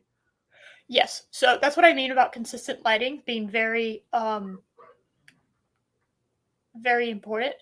It went from it was pitch black during the first part of the battle. The first part of the battle probably lasted I'm gonna go maybe 30 minutes. Fighting things don't take as long as people think that they do. Okay. So like if you had a battle drag out for days, that's insane. All right. It usually doesn't last that long, and it doesn't even last a day. Most battles will. Well, no, You I have mean, multiple things happening. well, I mean, and sports bra or single mom, as you put her, she gets shot in the leg and gets shot through the shoulder, and then the arrow that hit her in the leg disappeared. Oh yeah, I totally forgot she got hit by the leg. I was so focused on the like half of her blood pouring out of her and somehow her living through it. So yeah, she's dying. Elfman is having a fucking panic attack. He's all of a sudden lost like all of his ability to be a kick-ass elf. I have no idea why.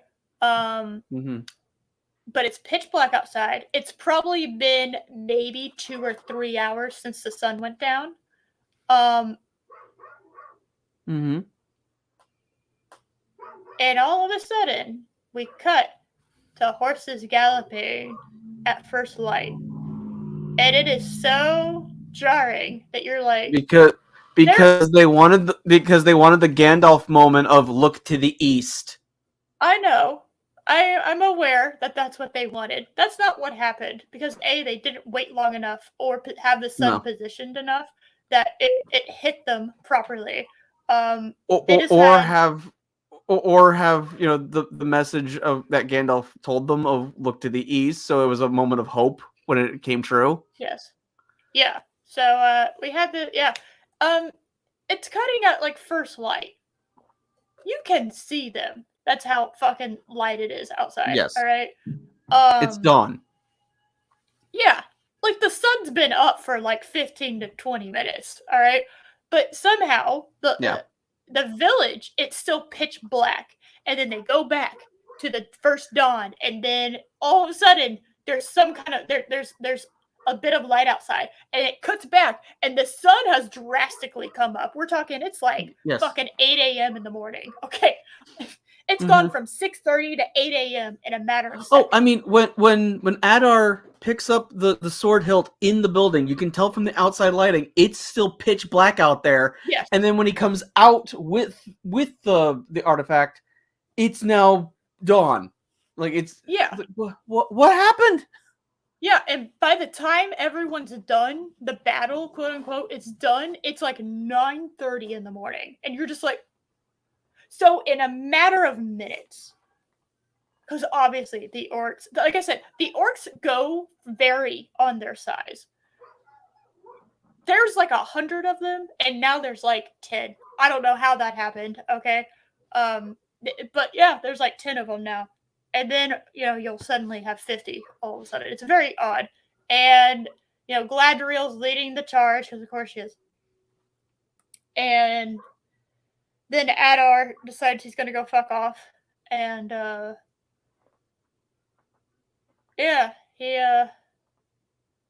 Hilbrand, they kind of cut him off and corner him. And Galadriel and Hildebrand does. And Hildebrand is like about to fucking kill him. And I realize that I now need the backstory on how, because later Galadriel gets told by Adar that that he apparently killed Sauron. So I now need to see what he meant by that, because Hildebrand had a whole lot of fucking anger towards him.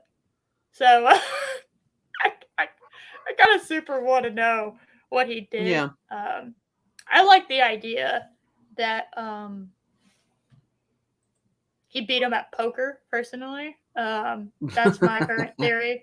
And Sauron's really hurt. Sauron was defeated by the Númenóreans at one point. But then he escaped when it just was destroyed. Yeah. Oh. Yeah, yeah. So Galadriel stops him from killing Adar, and then, you cut to like 15 minutes later. She's talking to Adar, and almost kills Galadriel. Almost kills Hold Adar on, himself. hold on, hold on, because we're as going Corey at just. breakneck speed. There's a lot I of know, stupid. I know. I mean, the whole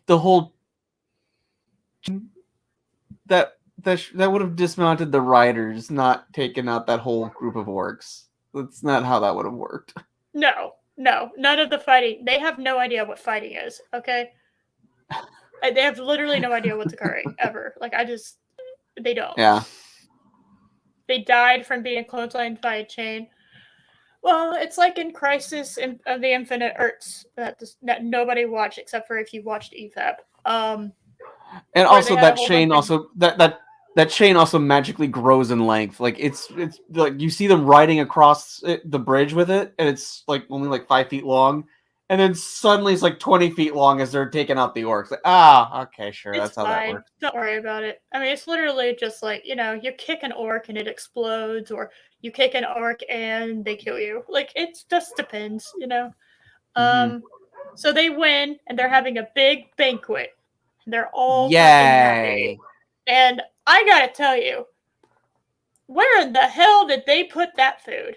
Because they did not have enough room on any of their horses or support. They're in the village, so they have the food now. Yeah. The food so they they're in the didn't bring village. with them to the tower. They magically have fancy ass diningware, silverware. They have procured picnic tables that can fit everyone somehow. It is now a great banquet feast. And I just love the idea that the queen is so extra. Also, we get to see the queen in her stupid sun helmet. I'm very happy about that. I giggled. I'm not even gonna lie. I giggled. I was very happy. I was so happy that I got to see the stupid. And it did just about as much as I thought it would. Which is, it's literally there for show because she didn't do anything. No. Anytime. You don't want you don't want the queen to be the one charging into battle. No, I wouldn't have wanted her there at all, to be fair. So no, she should not have gone at all. That is true. My point. Like, she doesn't have any descendants. She don't have anyone to get, like, they don't really, as far as I was aware, have a hand of the king. I didn't really, or queen in this instant, except for the dude with the beard. You know what I mean? That kind of seemed like the closest to that, but Numenor just kind of put itself on pause for the most part until she got back. Because that's how it works with royalty. You just put things on pause. That's fine. She hit the pause button on her TiVo set and then sailed. Yeah, that's how that works. And the helmet. Which I want to point something. I want to point this out because they do is a sail from Numenor to Middle Earth. That's what they say. We'll just keep that in mind. Okay, just keep that in mind. Dude, time doesn't exist in this universe from a linear perspective. Okay, time does not exist. They are in a realm outside of how time flows naturally through the rest of the universe. Not allowing the queen to slay, I know it's a fucking crime against humanity. Slay queen. She literally can't though, because her helmet would fall off. Anytime they have her do anything that makes her move her body, she is not wearing her helmet at all. Like, she just isn't, because you can't. That helmet doesn't work. It doesn't work. So she's around, and I'm just sitting here just like, I don't know. If I was a Southland person, I'd be very confused. Like, I'm sorry, who are you? Are you invading us? Like, I don't. This is apparently all that's left of the Southland, as far as I'm aware. There doesn't seem to be anybody else left from the Southlands. That isn't enslaved with orcs, I guess. Which I guess they just abandoned their prisoners in that orc camp. when they went to round up these fucks. Let's see.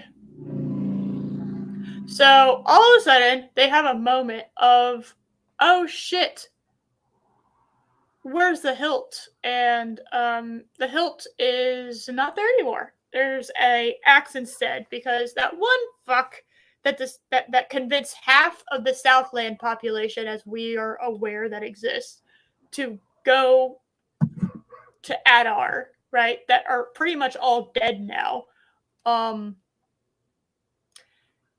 He took the hilt, and apparently it is a key. Yes. That anybody can wield, apparently, which is really great. I don't know why he has it. I would like that answer. Why does this random fuck have it?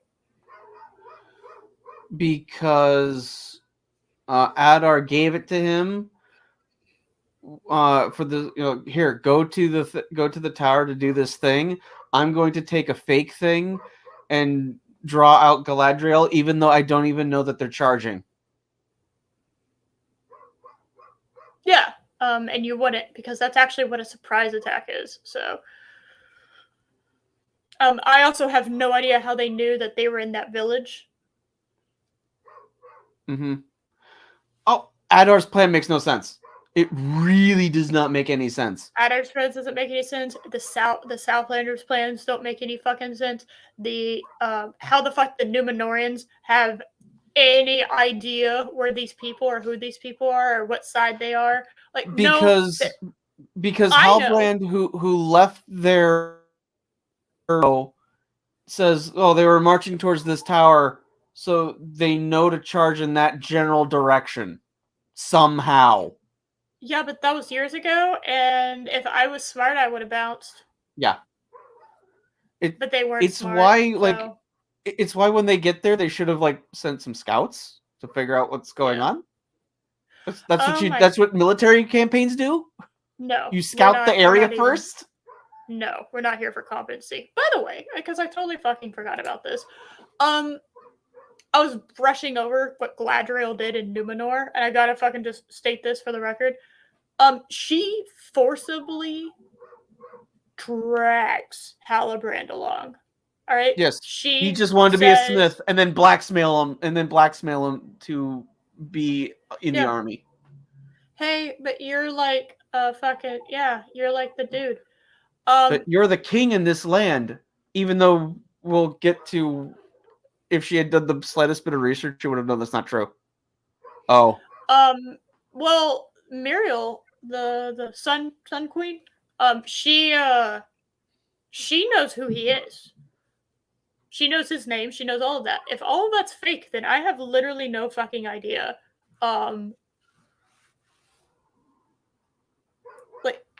I don't. Could you fake documentation and put it in there? She seems to already know that. None of it makes sense. Okay. I just love the fact that she is blackmailing Sauron to forcibly come with her.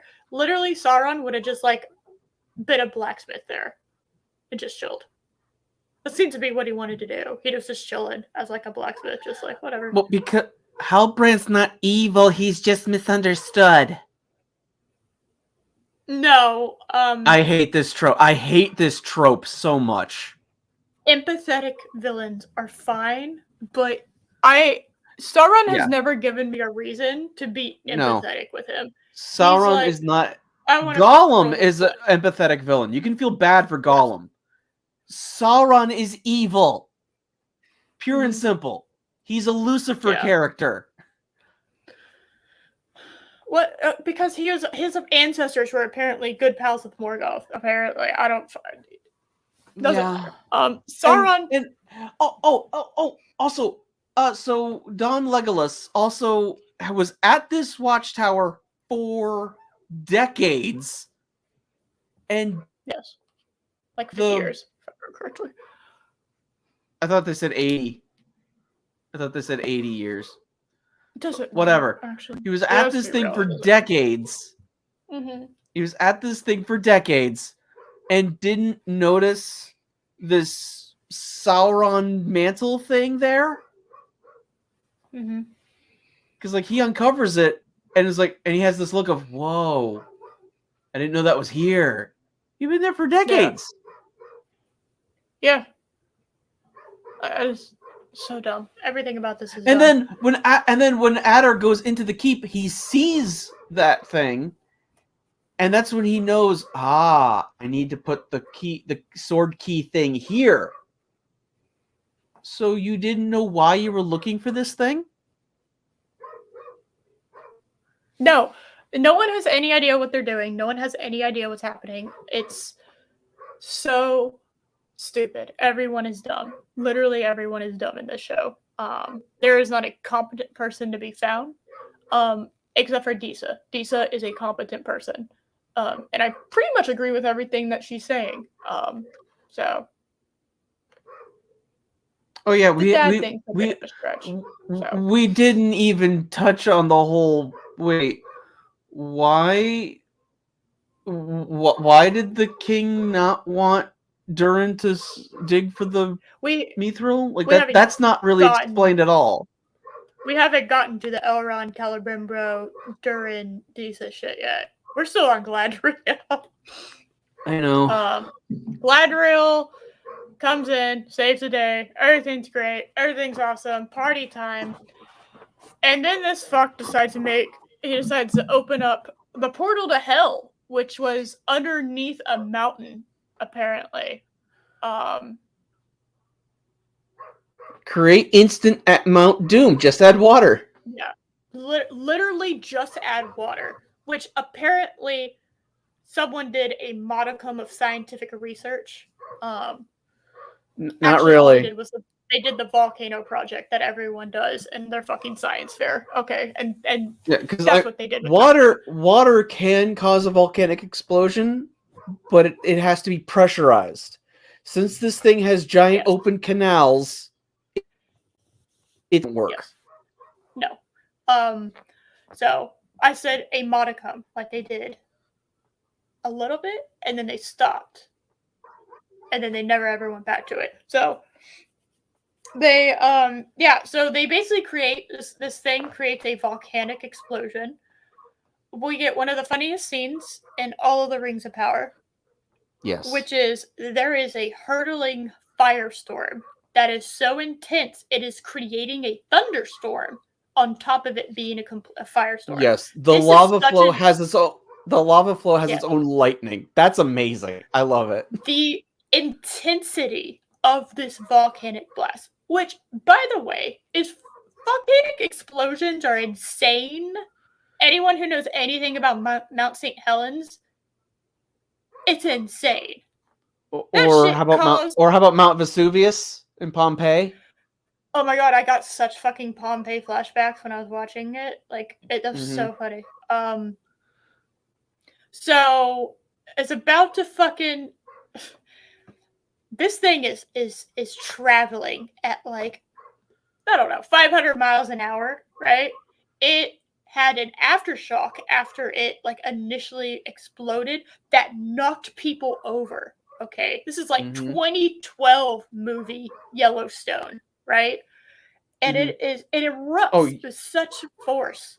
It creates its own firestorm. It creates its own fucking thunderstorm. It literally, when it hits everything, and this is just like the second shockwave. This isn't actually like the lava happening. This isn't actually like anything actually happening. It is how it travels is it's literally destroying everything. And our girl, Galadriel, is standing there and doesn't do shit. Literally stands there and eats it and somehow lives. Yeah. Because the next episode is her eyeball opening and she's covered in ash. By the way, fun little fact, ash is very, very dangerous when you breathe it in. And somehow she's been unconscious with her face underneath ash and is somehow alive. Your lungs are very sensitive. If you were somehow able to survive the extremely hot temperatures of the lava flow hitting you, you still have the volcanic ash to breathe.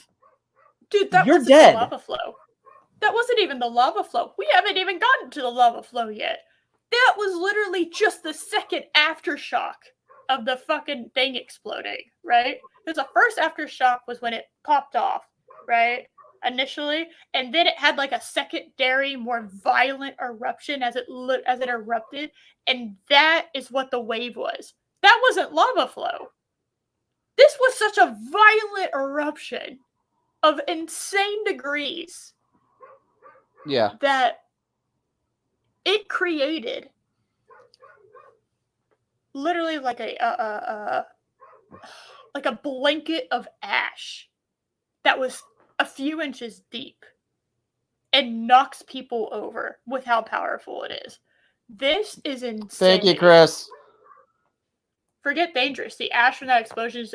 Yeah, I'm not even talking. We haven't even gotten to the temperature of the shit that's hitting people, okay? It's wiping out trees, grass, literally just like poof. Just woof. It is buildings are turning into fire in a nanosecond, and yet disintegrating shit. It disintegrates trees. And yet people are fine. Disintegrates buildings. But people are somehow fine. And Galadriel literally took it. There's a horse. There's a horse with a saddle on fire, but the horse itself is perfectly fine. Yeah, okay. I thought the horse was on fire. I was like, I'm not, fuck you people. And I skipped forward. No, it was the saddle. No, it was just the saddle. I refuse. I was like, you are not setting a horse on fire and then thinking you're going to get anything out of me. Get fucked. Fast forward like 5 seconds. No, it was clearly the saddle that was on fire, not the horse. Okay. Well, I didn't. The horse is fine. Okay. Okay. That was important for me. Okay. Who cares about these people? These horses didn't ask to be a part of this. All right.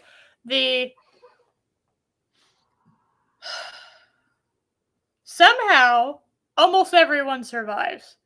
There's a really dumb scene where Isildur's stupid friend didn't make it, but oh, yeah, that one. Yeah, who cares? I didn't even know your name, man. I'm gonna be honest with you. Okay, I actually don't really know what most of these people's names are. I'll kind of pick them up a little bit, but like, I didn't know you, but sure, fine, whatever. The other guy was funnier anyway. Hard rip, man. I don't know what to tell you. Also, the other guy made way more sense. Like, he was actually angry with what happened to him. There's like a side plot with Isildur that nobody should really fucking care about because it really doesn't matter. The fact that they do a fake death scene with Isildur of all people, why? I know he's alive. How do I know he's alive? Because guess what? I didn't see a body. And there's a rule of thumb in the world of fiction: if you don't see a body or see them die in such a violent way that is pretty obvious they're dead, okay? Also, the whole little fact that Isildur is one of the only few characters in this show that can't die because he cuts the ring off of Sauron's finger. Holy shit, I forgot that's who that was because I'm really bad with names. That's so funny. They did a fake death thing with like the one person that needs to live. Wait, how is he gonna live through all these hundreds of years? What year are we at? That's another problem. Aren't they the timeline is so screwed up. It does not make any sense. Time doesn't exist. Time does not exist. The sun doesn't even work properly in this universe. Okay, like we are so far beyond like anything making sense. So some dumb shit happens, and when I say dumb shit, I do mean dumb shit. Okay, the queen isn't being immediately rushed out of there. Which she should be. Which, if I was the head fucking guard and I was in charge of McQueen, which is said numerous times in this show, and I giggled every single time. My first priority is my queen. That is what my first priority is. Okay, technically, in the back of my mind, I'm thinking, oh, my son, who I still don't know why I let him on here. He's on here though, and they never explain. He just happens. Sildor just is a part of this party, even though there's literally no logical reason why he should be a part of it. He is not. I don't even know where he is. Okay, everything's chaotic. Everything's gone to shit. Why? Because a volcano just exploded, and they are. Oh somehow... God, Chris! Don't even give him ideas. On the other side. It's gonna look exactly like him too. I'm gonna laugh. Oh my God.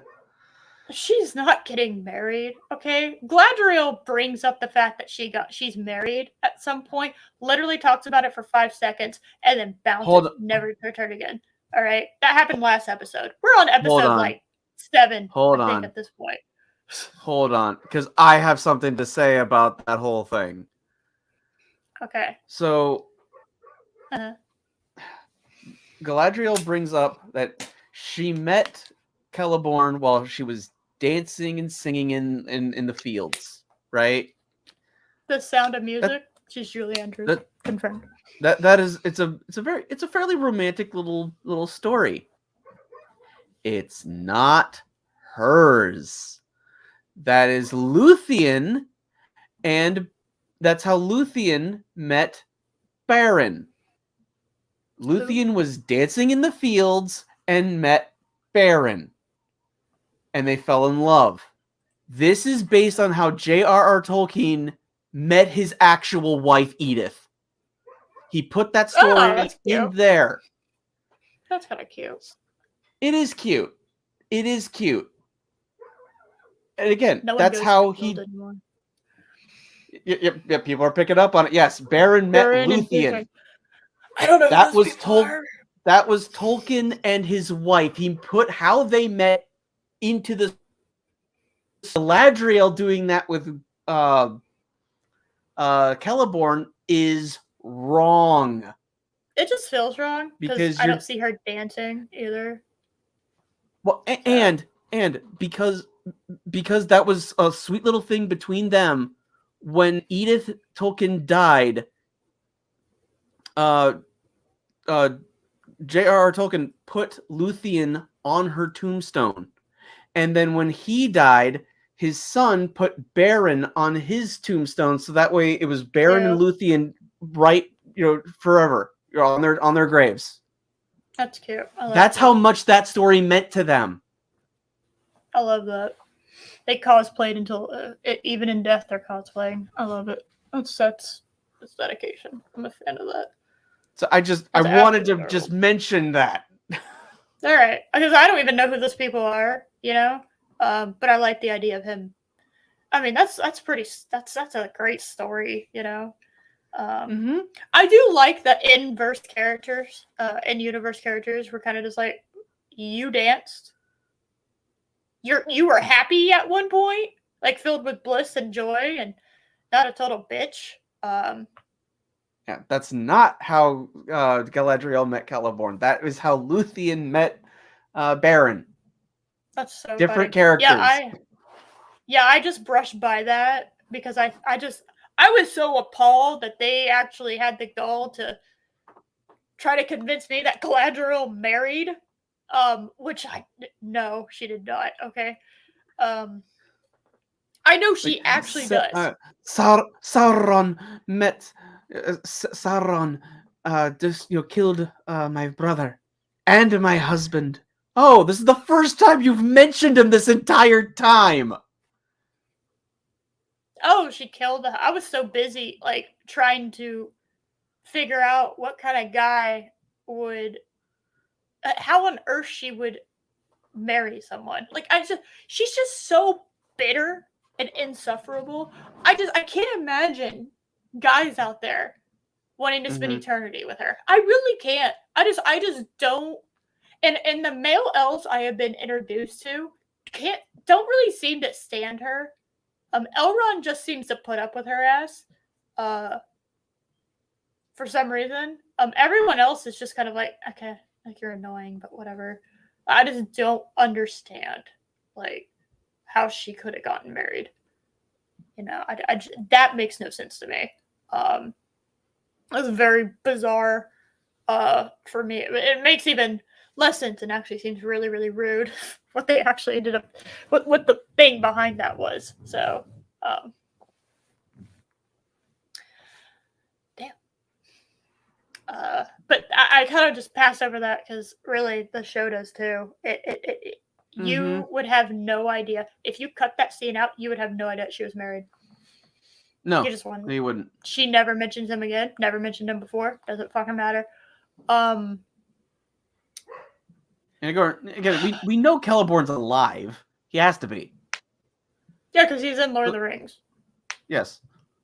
So I know that. I never really noticed it until it got pointed out to me that, she has a little there's little cute little hand holding. They don't really draw attention to it in the movies. So I didn't know. Well, I mean, when you live for thousands and thousands of years, you don't really need public displays of affection.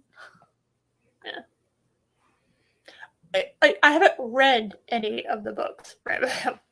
Literally none of them. I don't even know if I really want to. Maybe eventually. I have the Lord of the Rings and the Hobbit. Like, I have the books, so it's not like a lack of it. I just haven't been motivated to. And I really haven't been motivated to read, period.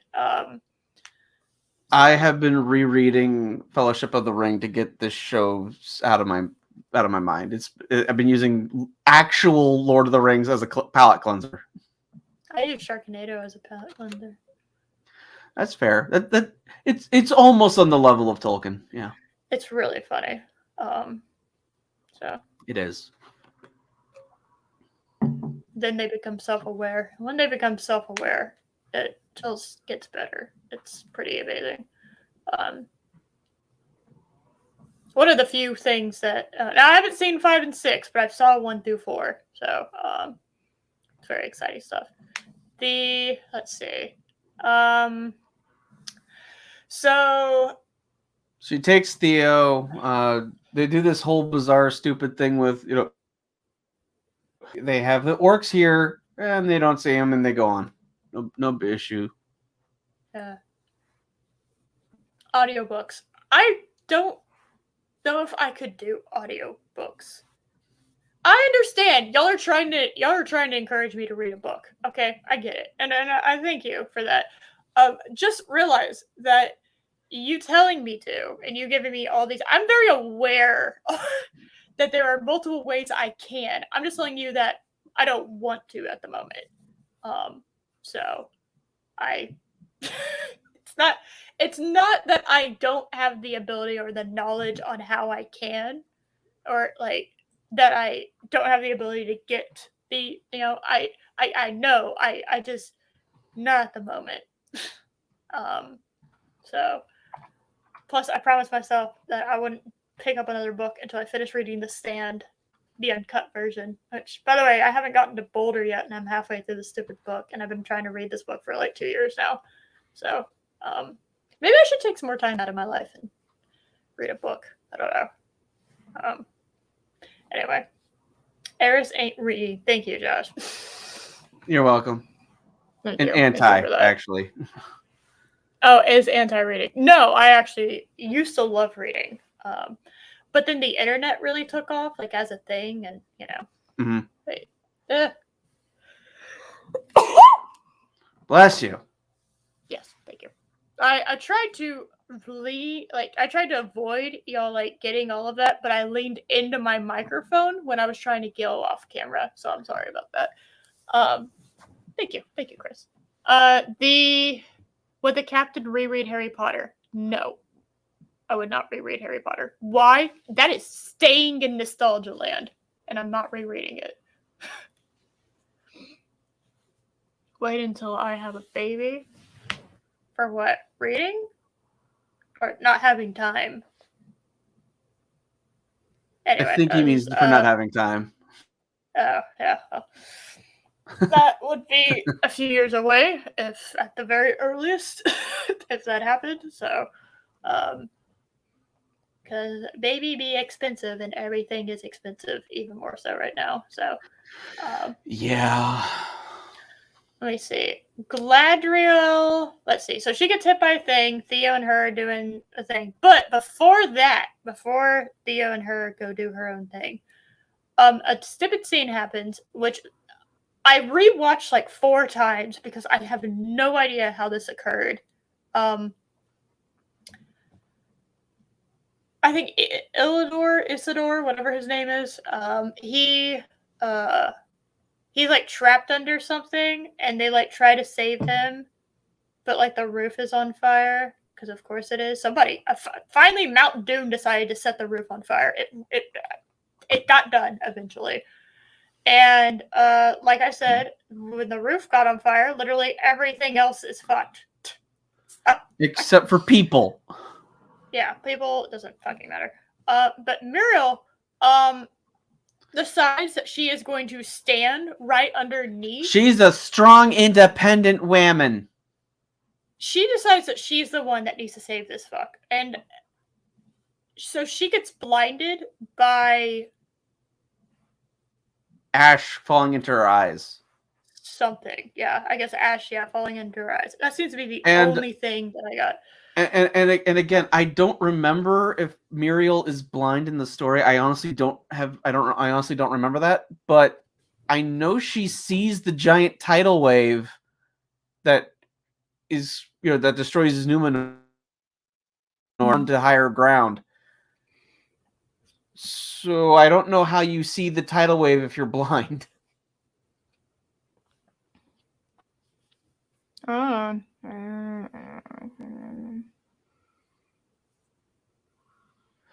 Oh yeah, Rambam. I know. Yeah, she basically like takes Theo, but there's like people screaming all around them, and she's not like trying to help anybody else. She just takes this kid for some reason.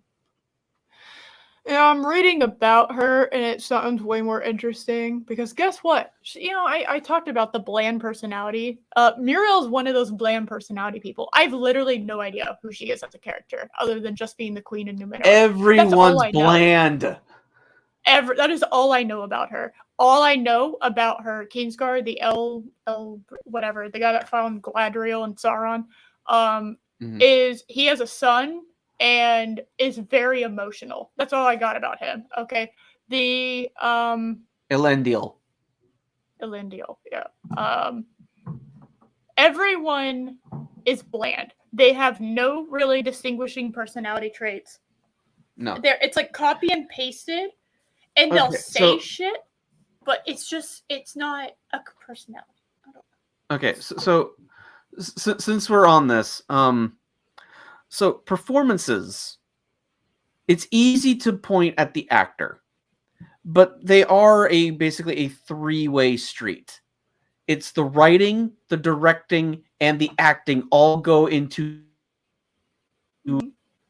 when the performances are universally bad. That tells me that's how that's how the the higher ups, that's how the producers, the showrunners wanted people to perform. Yeah, I've seen some of these actors in other things. They can get by. Yeah. But the writing and the direction of this series is so awful. The actors have nothing to work with. No, I'm not blaming the actors. On very, very rare occasions can an actor overcome terrible dialogue. But that's very rare. You have to be good. Like really, you have to really be good. Extremely good. Like, oh my god, I just blanked out on his name. Wow, I blanked out. Oh my god. Hold on, I'm about to do it very... I will... how about Ewan McGregor in the Star Wars prequels? He has a lot of really bad dialogue. Mark Hamill does a decent job of acting in The Last Jedi. It's true. He's pretty good at acting. He's just... this shit he does and says is awful. Like, just character breaking, So, it takes a very talented person to overcome that. And I don't think any of these people have that ability yet. They could eventually, but they don't have it right now. And yeah, I just, they're all the same. They're all the same personality. And Mhm. I'm not talking, I'm not even giving shit for the most part about the actors and actresses. I am going to question maybe a couple, but I think it's more like bad casting than bad, like they're bad at acting, right? Like yeah. the woman that plays Galadriel, I think she was very poorly cast for this role. Um, I've heard she's good in other things. I haven't seen her in any other things that I can think of off the top of my head. She is a competent actress, But I but think she was very poorly cast for this role. she's not right for this role. And also, to be fair, the writing is really not helping her. I mean, I don't know what actress could make this work and also have to portray Galadriel, because this is that's so what I'm not saying. Galadriel. Yeah, so this is what I'm saying with, I think she was cast wrong for Galadriel. I think most of the elves are cast wrong, you know, because they're supposed to have like a beauty to them. Yeah. But you can, yeah. Elrond gets a pass because he's half elf, so I give him a slight pass, right? He has fabulous hair. He got the elf hair, okay, but like, you know. But I'm talking about in Lord of the Rings. But Celebrimbor looks like an elderly grandma wearing curtains for clothes. Like I keep expecting Celebrimbor to give, you know, people like a Werther's. Here, have a Werther's, dear.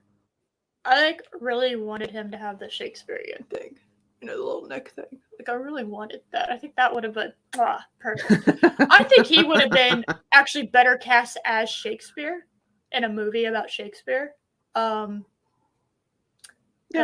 that's what he gives me, those vibes. I don't know. I'm spoiled by The Hobbit and I'm spoiled by Lord of the Rings and just my general knowledge of elf characters. Elf characters are supposed to be beautiful, like beyond beautiful. And it's funny because in this show, they actually say that. There's a Hardfoot that Poppy says it. He's just like, oh, he's not an elf in like episode 2. How do I know he's not an elf? Because he's not handsome. Then yeah, you got to explain some of these casting decisions. That's literally not. No elf is handsome or beautiful in this fucking show. Which is when you it's the closest we got to handsome. Yeah, yeah.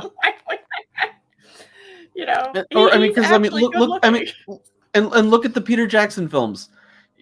Elves are supposed to be, you know, have ethereal beauty to them. Orlando Bloom, Lee Pace, Kate Blanchett, Liv Tyler. Makes perfect sense to me. Yeah, y'all are like, God damn, y'all are pretty. What the hell? Yeah. You know?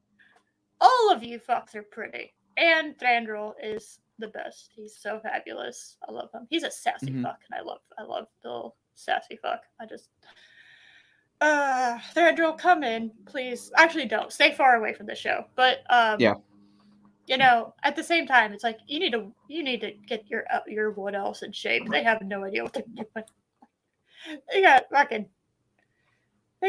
Hugo Weaving was a little more borderline, but I'm willing to give him a pass since he was at the front lines of war. I'm willing to give him that. Half human. I give him a pass for the most part because he's half human. All right, you give him a little bit of a pass. He was in a war. He's gone through some Vietnam flashback shit, right? He's gone through some bullshit. So yeah, no, Thranduil is a fucking queen, and I love him for it. So yes, he is fabulous. He is the best part of the Hobbit movies. Come at me. I love him to death. He is amazing. And Lee Pace absolutely like nailed him as a character. If that is not how he is in the books, I will be sorely disappointed because I can't imagine him being anywhere else. But it's like none of these characters seem to be, none of these people seem to be properly cast, right? Except for the dwarves. The dwarves, they absolutely. The dwarves are all right. Yeah. I don't know how they cast. Whoever was in charge of the dwarf section, okay, the costuming, the makeup, the cast, the dialogue, actually, everything about that, for the most part, was much better than the rest of the show. I'll grant you that. Yes. Okay. If you compare the dwarf section to anything else in the show, it is infinitely better. Now, I'm not saying that in the realm of it's was still like not good. It was very mediocre in comparison to everything else, except for there's a few, It's like the dwarf scenes are when your dog actually goes on the paper. Like, good. You did. I still have to clean up piss, but at least it's where it's supposed to be. Yeah. What? Wait, sorry, I just got distracted. You're telling me that he's not a prominent figure in the Hobbit book? Why would I even read it then? What? Why? He's not a prominent figure? He's not even named? They fucking Valkyried him? Like, they just fucking, threw him a title and that was his name? Oh, that's so disappointing. Give him a spotlight. Give that man a spotlight, god damn it. Let him be fabulous. Let's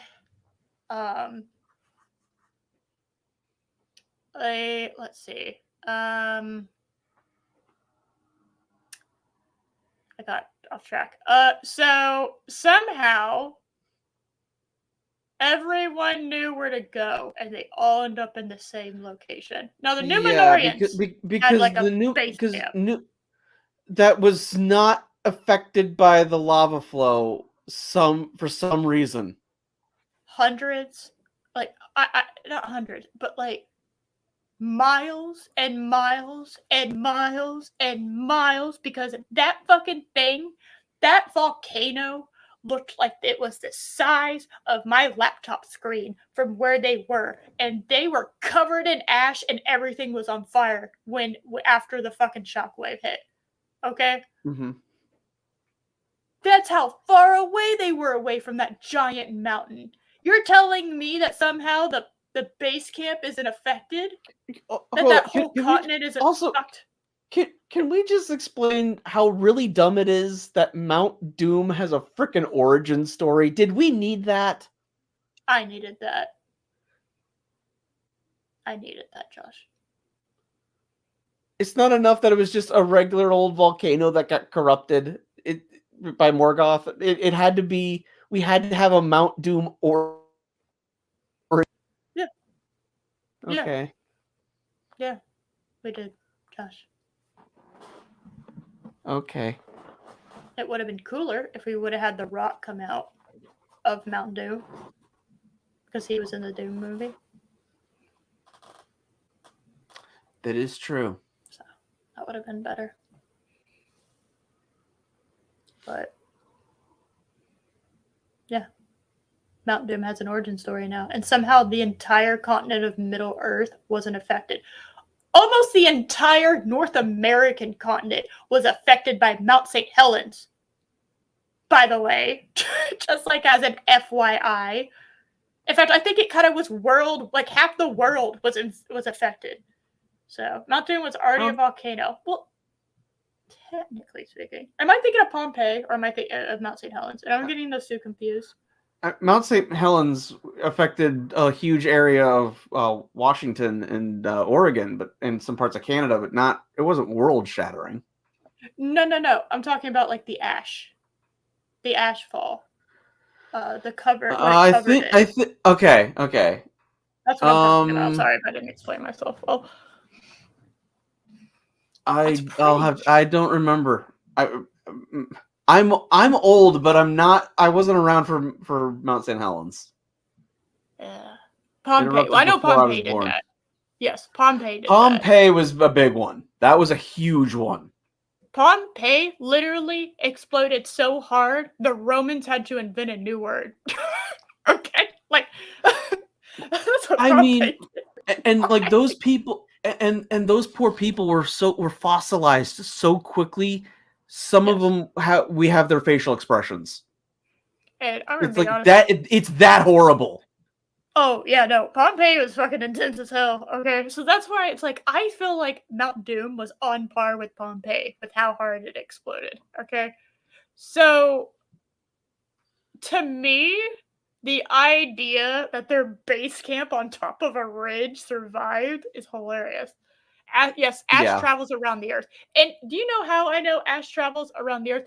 Because if fucking Saharan dust from the Saharan desert located in Africa can make its way to Texas to the point that we get fucking announcements when Saharan desert dust is in the air because it affects shit around here, all right, then Ash can spread to another continent. I'm just saying, okay? Mm-hmm. We literally get warnings about that shit. Wow. Yeah, we get a little. It's not like, oh, the sky turns dark or whatever. No, it's just like it gives kind of like a yellowish haze sometimes to the sky, and then it makes you sneeze like crazy. Thank you, Saharan dust, for just turning the sky like just vaguely yellow enough that if you kind of, I don't know, pay attention, kind of, sort of, to the sky, and you don't see it being the blue, it's a little bit of a yellowish tint.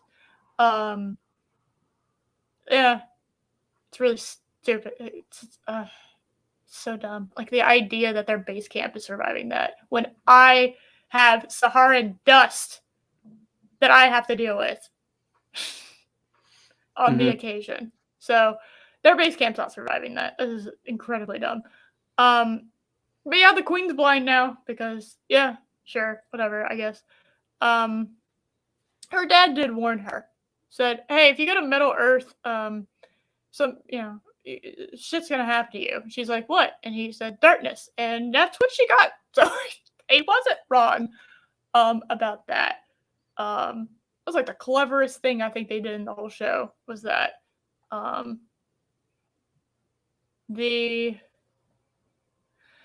let's see. So they find out, well, Galadriel finds out because we're following her. Galadriel finds out, oh my god, Halbrand is dying because he has a giant gash. It's a medieval age. He has a giant gash wound, in his stomach area where all your organs are and shit. Yeah, it's kind of bad. So you know what we do? You know what we do with the gashed man that apparently barely survived the night because the wound is not doing good? We stick him on the back of a horse and ride for 6 days straight.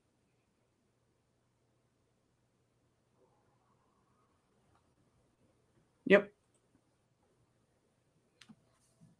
As you do. Did Eris go to Pompeii? No, but Mount Doom Pompeii all over everything, and somehow people lived through it.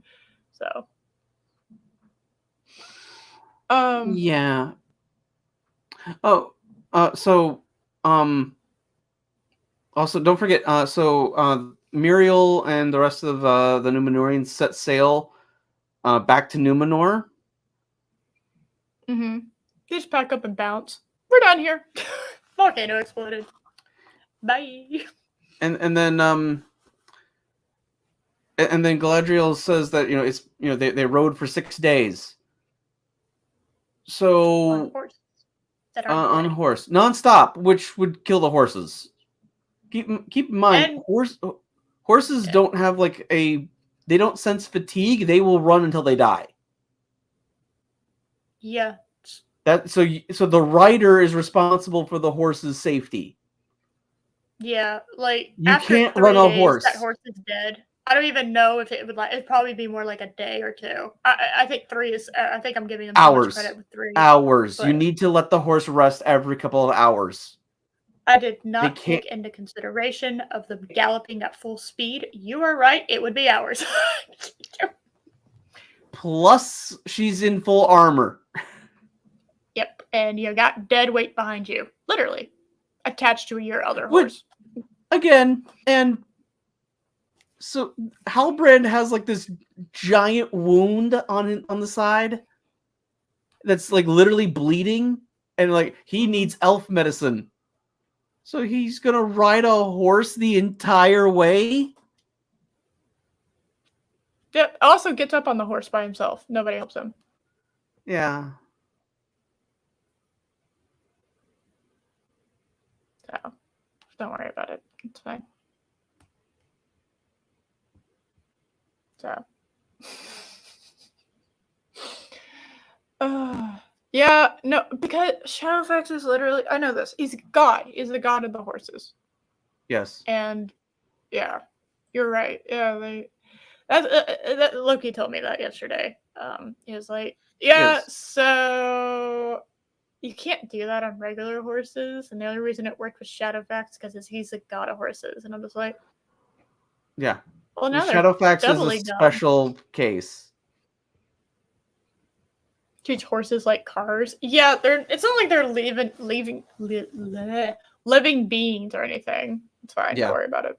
I mean, for crying out loud, even in Red Dead Redemption and Red Dead Redemption 2, you have to take breaks from your horse. They can't just ride the entire way you're going. It's fine. Don't worry about it. So then we get to the fucking place the elves are. Hold on. I'll say this. What? So they've been riding for 6 days. It took 3 days for the Numenorians to sail from Numenor to Mordor. Mm-hmm. Then Galadriel rides for 6 days, and the Numenorians have not yet gotten back to Numenor. I told you time does not exist in this universe. I know. It just doesn't. It literally can't exist because if it did, then it would fuck up everything. Yeah. So it can't exist. So they roll up in there, and all of a sudden, she just walks in to this elf place. Before I forget. So Ardor is sitting there, and they didn't take any of the orcs back as hostages. Okay, they're just fucking gone. I guess they're cool. Everything's fine, and they're sitting there, and Ardor's like, well, we really need to rename this place. And they're like, what should we name it, boss? And they're like, Mordor. And it goes from the Southlands, and then it burns away to Mordor. And I'm just like, ugh. Yeah. I'm going to be honest with you. I thought Mordor just kind of existed. Guess I didn't really think of it. I didn't really think of what existed before it. Because it just kind of existed, in my opinion. I don't know. It's like, great, now I know that the Southlands once were Mordor, and you can just rename continents any time you want. By the way, y'all need to spread that around, because I have no idea how everyone starts calling this place Mordor by the Third Age if, 5 orcs and Severus Snape are the ones that invented it. Just... yeah. Send out your carrier pigeons and let everyone know there's a bit of change so they can switch their maps up. So, anyway. Yeah. So, they roll in. And guess what? Elrond and Celebrimbor are there, who, by the way, has another very boring, shockingly boring. This is called the Rings of Power, and somehow Celebrimbro's, I don't know if I'm pronouncing his name correctly, but I don't really care. Because the show doesn't. He somehow Brim what? Brimbor. Celebrimbor. Okay, I will say it. Nice. Okay. Focus on the boar because that's apt. Celebrimbor. Yeah, focus on the boar because it's very accurate to how he's written. Boring. Oh, okay. Sorry, I was trying to figure out what the fuck we were doing. I missed the bit. It's fine. Let's see. So, they have a very boring storyline. Okay, so Celebrimbor wants to do a tower thingy that will heat up shit like dragons. And so Elrond, who has been assigned Celebrimbor's secretary by Gil-galad And yeah, they just yeah.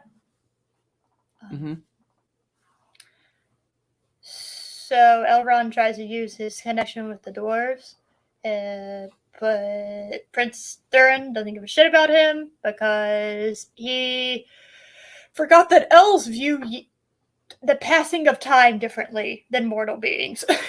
So, they kind of have like a, I don't know. I'm kind of brazing over it because we've already covered this specific portion. They kind of have they kind of forgive each other, quote unquote, put up with each other, whatever you want to call it. And we're introduced to Disa, who's the best character.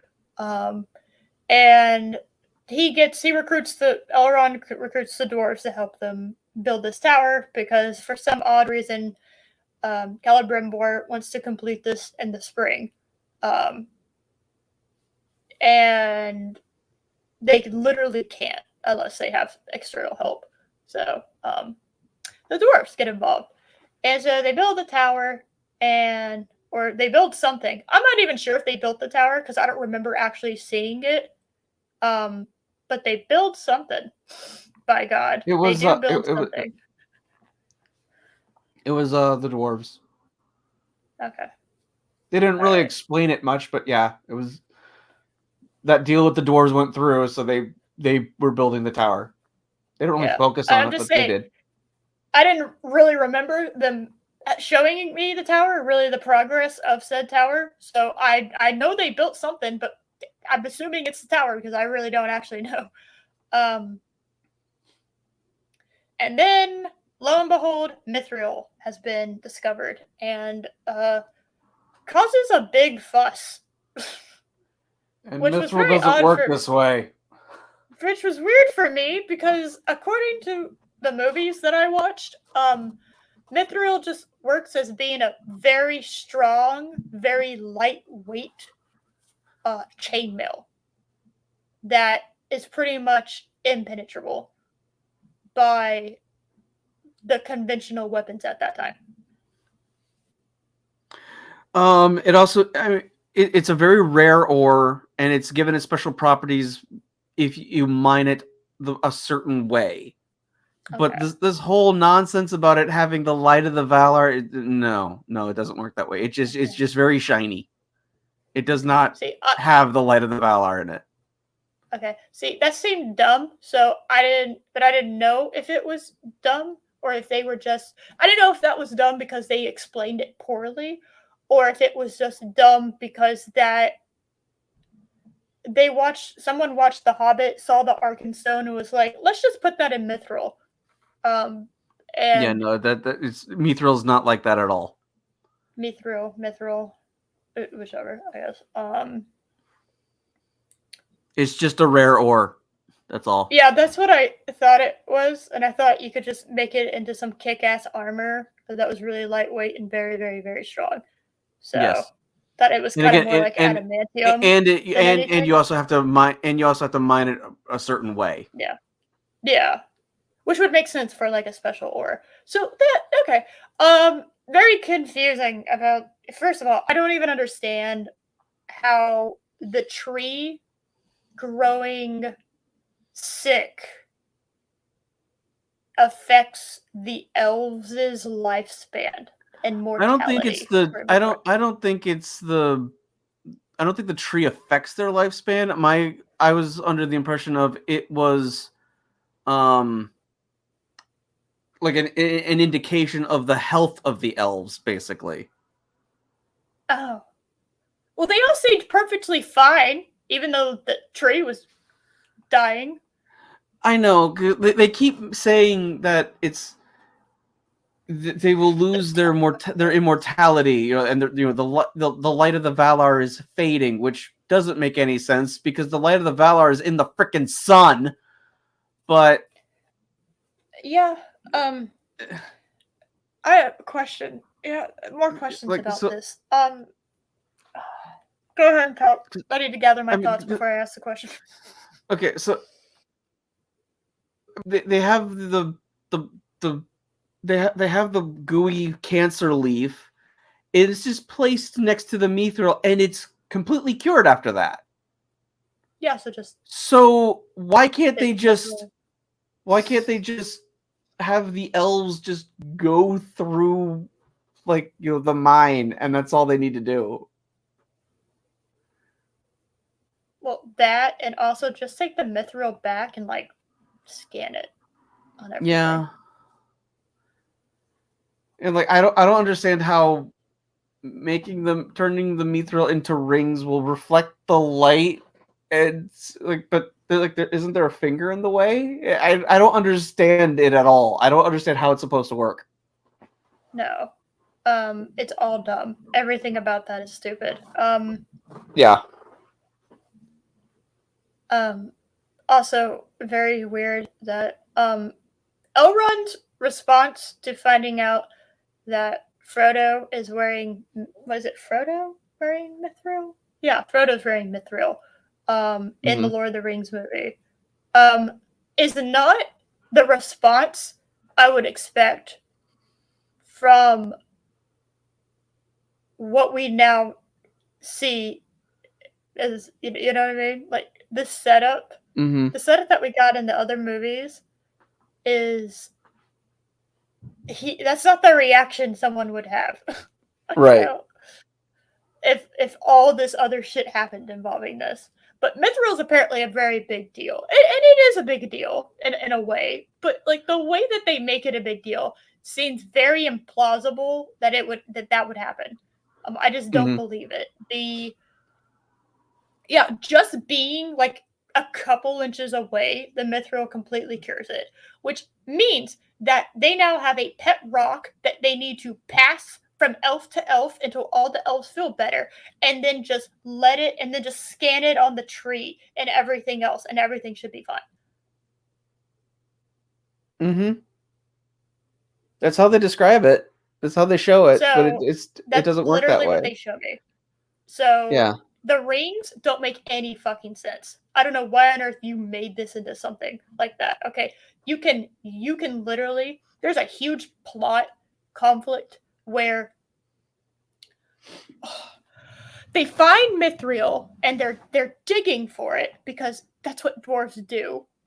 And apparently the dwarves have now discovered very recently in this show, after doing this for God knows how long, that mining is hazardous as an occupation. Yeah. And there's mind-boggling. it also seems like there's a missing scene, because we hear Durin say that the king has restricted the mining of mithril. Well, that doesn't mean ban. It's just very little, right? It's highly restricted. Yeah. But that doesn't mean banned. Stop all mining on this. And then the next scene is him going, "I'm sorry, I disobeyed your wishes, father." And you're like, they have it's actually a fairly well written scene, but it's like, have we missed something? Did him mining the mithril cause that? They just have a scene of, "I will always love you, son," and it's like, well, I think we missed something. Yeah, I don't know why he hates. Why he. Well, also, none of the dwarves died. They almost died. They didn't die. Yes. So, guess what? We're not going to dig over there, where apparently we, as expert diggers into the rock, something that like our ancestors have been doing forever, somehow we didn't know the rock was really weak here. Like that's some elementary shit. Okay, I don't know how that. And man, and apparently they sing to the rocks too. And that cavern is like huge. It's like, wow, they're certainly lucky that there's like a whole cavern so they can see all the mithril, as opposed to it just being like filled with rock. That's handy for them. Yeah, isn't that nice? It literally, like, we're underground and somehow there is sunlight getting in here.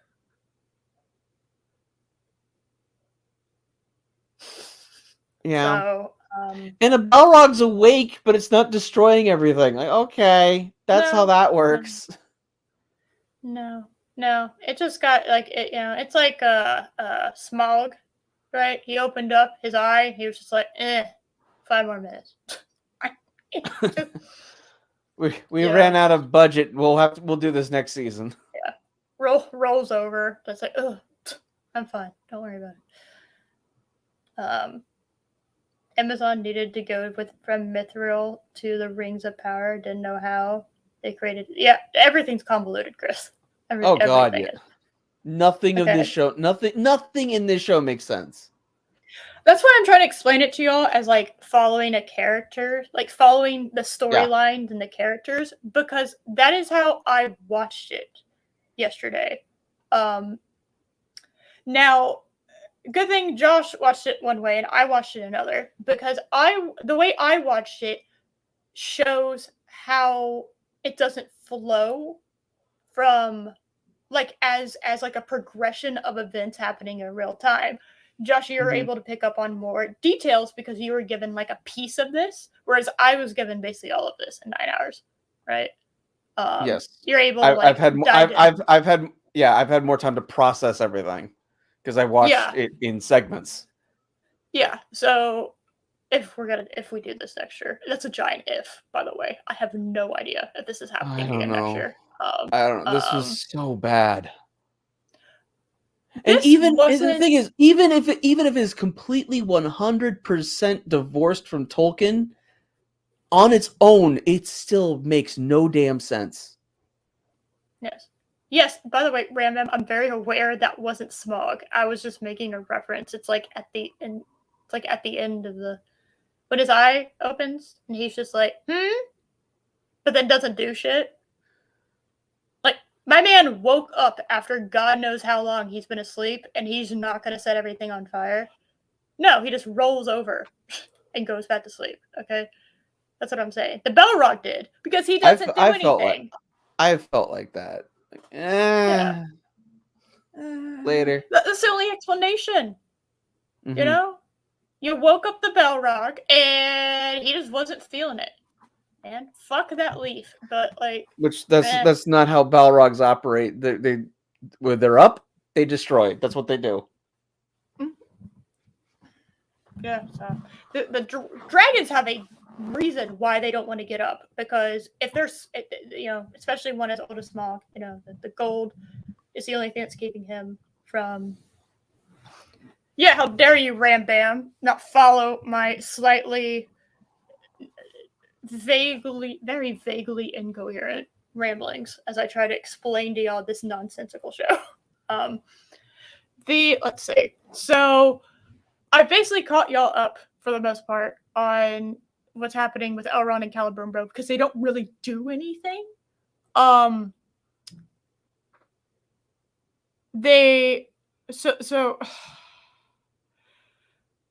it's funny because they both do nothing and are like a very key, like, central plot thing. The dwarves are having their own bullshit. I have no idea what's wrong with King Durin III. I have no idea what's his problem. He's excited about Mithril. They do the whole Pulp Fiction thing where they open it up. And then, there's a minor cave-in where everyone lives, which is insane, by the way, that everyone lived. At least I thought everyone lived. They had a funeral procession, but I thought everyone lived, so it's very confusing. Wait, did everyone live? No, I'm very confused. No, I'm gonna look up. I'm pretty sure everyone lived. Well, then why did they have the funeral procession where she was singing? I think they were singing. I think she was like singing to the rocks to protect them or something like that. Well, the rocks just tried to kill you, so.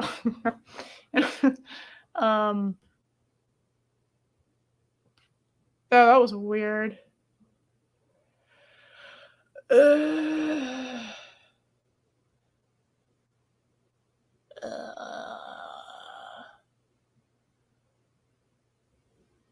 Oh, there we go. Yeah, so they find out that Mithril will solve the problem for the elves. The elves are dying out, and they're going to have to bounce. Unless they can figure out a way to fix the problem that they keep telling me they have, but the only way I see that they're having a problem is there's a tree that's not doing so hot. So that's pretty much all I got as far as that goes. Yes. And they petition to King Durin to let them have a little bit of mithril so that the elves can not die. And they even like bring them some cool shit, and it's just like, hey, how about we do this trade thing where you give me a little bit of like your really cool ore that you have, and we are gonna pump you up with food and other cool shit because we're elves. How about we do that? And the king's like, yeah, no, I don't think so. I don't know why. I really don't know why. He is so anti that. But of course, because Durin the Fourth is a pretty great guy. Prince Durin's a pretty cool guy, right? He's pretty chill. He has, he's loyal to his friends. He's a good husband. He's a good father. He's a good guy. So he's like, you know what? After seeing that leaf turn back into not being poisoned from just being in proximity to mithril, I'm gonna go and I'm gonna get some mithril for my boy, okay, for my dude, Elrond. And guess what? Yes. They get caught because who would have thunk it? Mining is not something you can do subtly. And neither is stealing, especially if you're a prince, where everyone knows what you look like and you're an elf that towers over everyone else. So, who would have known that you couldn't get away? No. They get in trouble. Really big trouble. Actually, they get in so much trouble that I laughed at how much trouble they got in. Because the punishment didn't fit their crime at all. Durin is trying very desperately to save his friend, and his friend Grace, who has, done his utmost to make up for, not perceiving time the same way as mortal creatures do. It's not like they have clocks and calendars in the elf kingdom, because it doesn't really matter once you hit a certain age.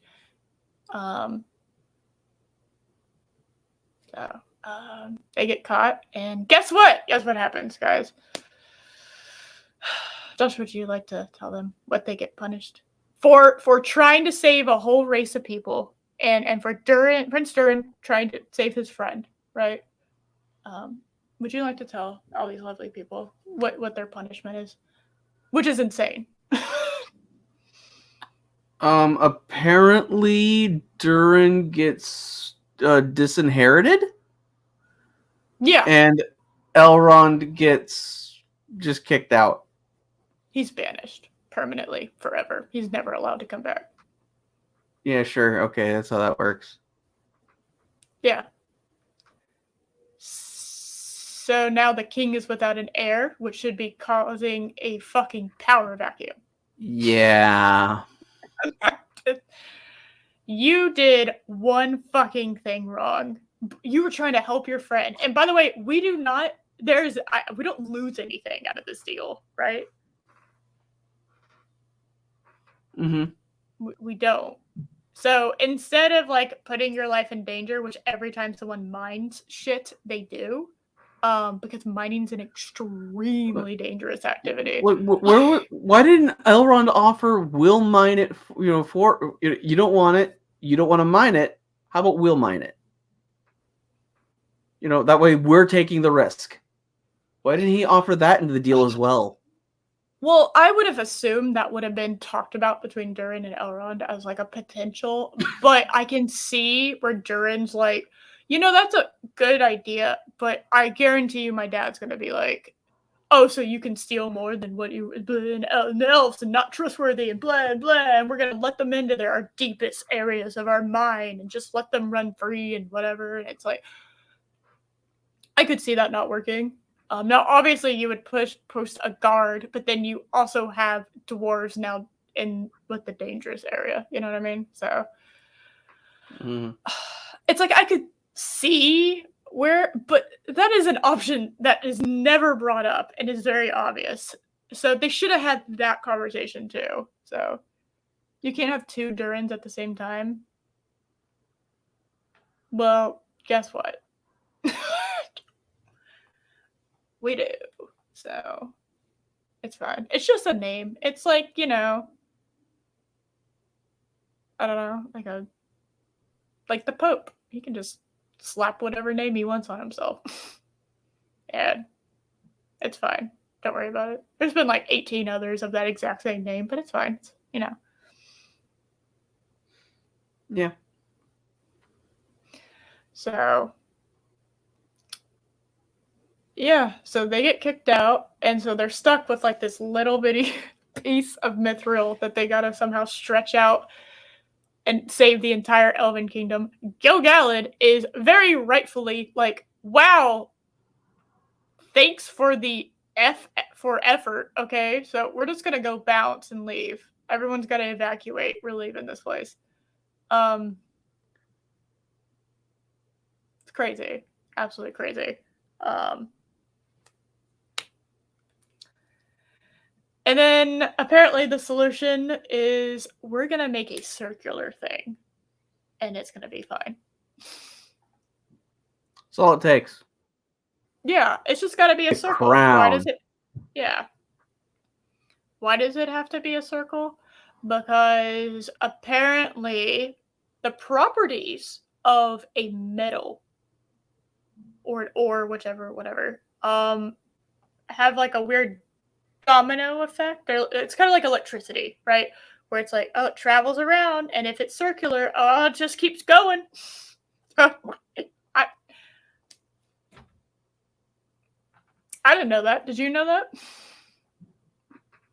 I did not. Yeah, I didn't know it. So we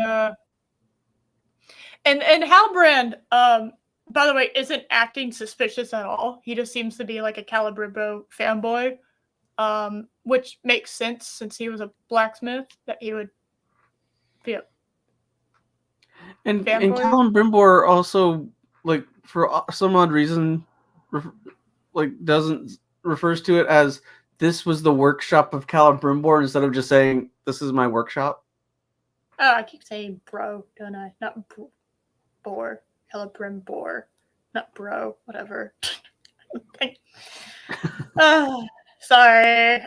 I have to mentally check myself every time I say Gil-galad because I want to say Gilgamesh. Okay? So just bear with me. I still don't know how to pronounce fucking single mom's elf boyfriend's name. I have no idea. I mean, I know y'all have written it out, but I have not the foggiest. I think they said it maybe once or twice. I have no idea how to pronounce that name. Who's taking credit for the writing? The writer's room. Exciting stuff. I don't know why they're taking credit for it, but they are. Yeah. Let's see. So all of a sudden, out of nowhere, Galadriel is suspicious of Halbrand. Out of absolutely nowhere. He is fanboying over Calibrimbo. He is so excited that he is apparently meeting. It's like, oh my god, I'm your biggest fan. And then they just kind of like have this, I don't know, this moment of if you had two great artists and then they kind of bounced ideas off of each other. Did you just sneeze?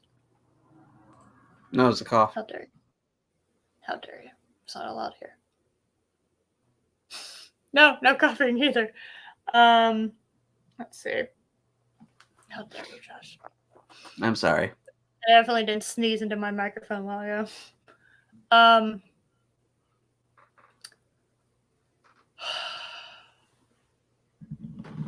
Your stupid cough brought me off subject. God damn it. Oh, Halbrand was yes, Halbrand was acting suspicious. Suspicious by fanboying. That is very suspicious. Min being happy, that is not allowed.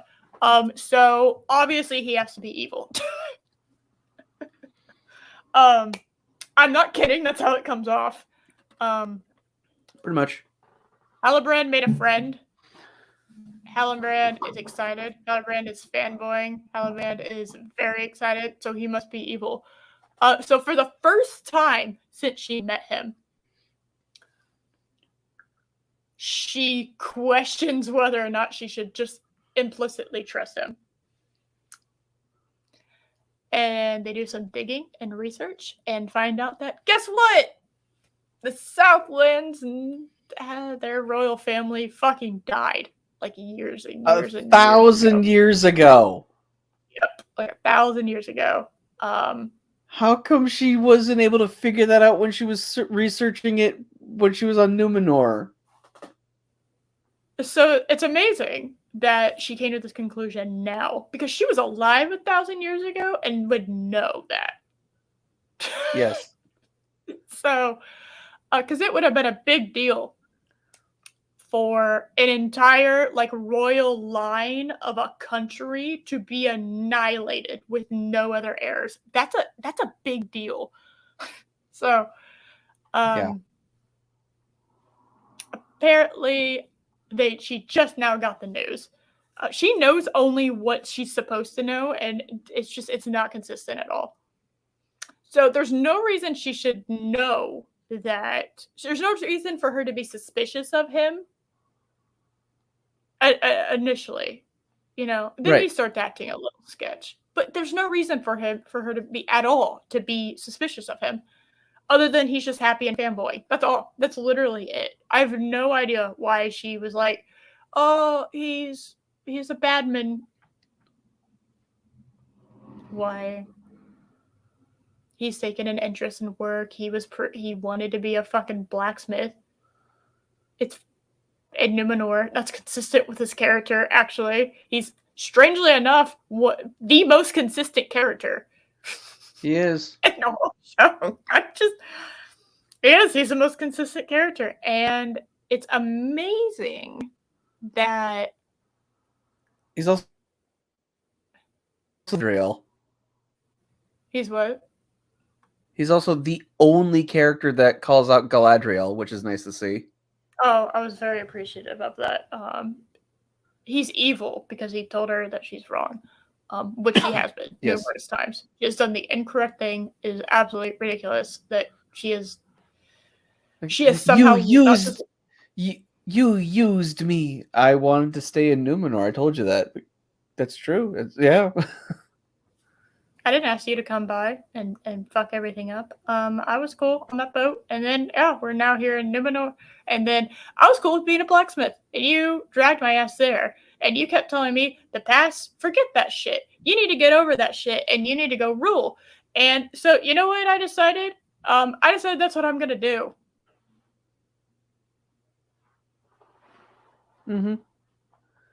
Okay, so Galadriel. Everything is Galadriel's fault.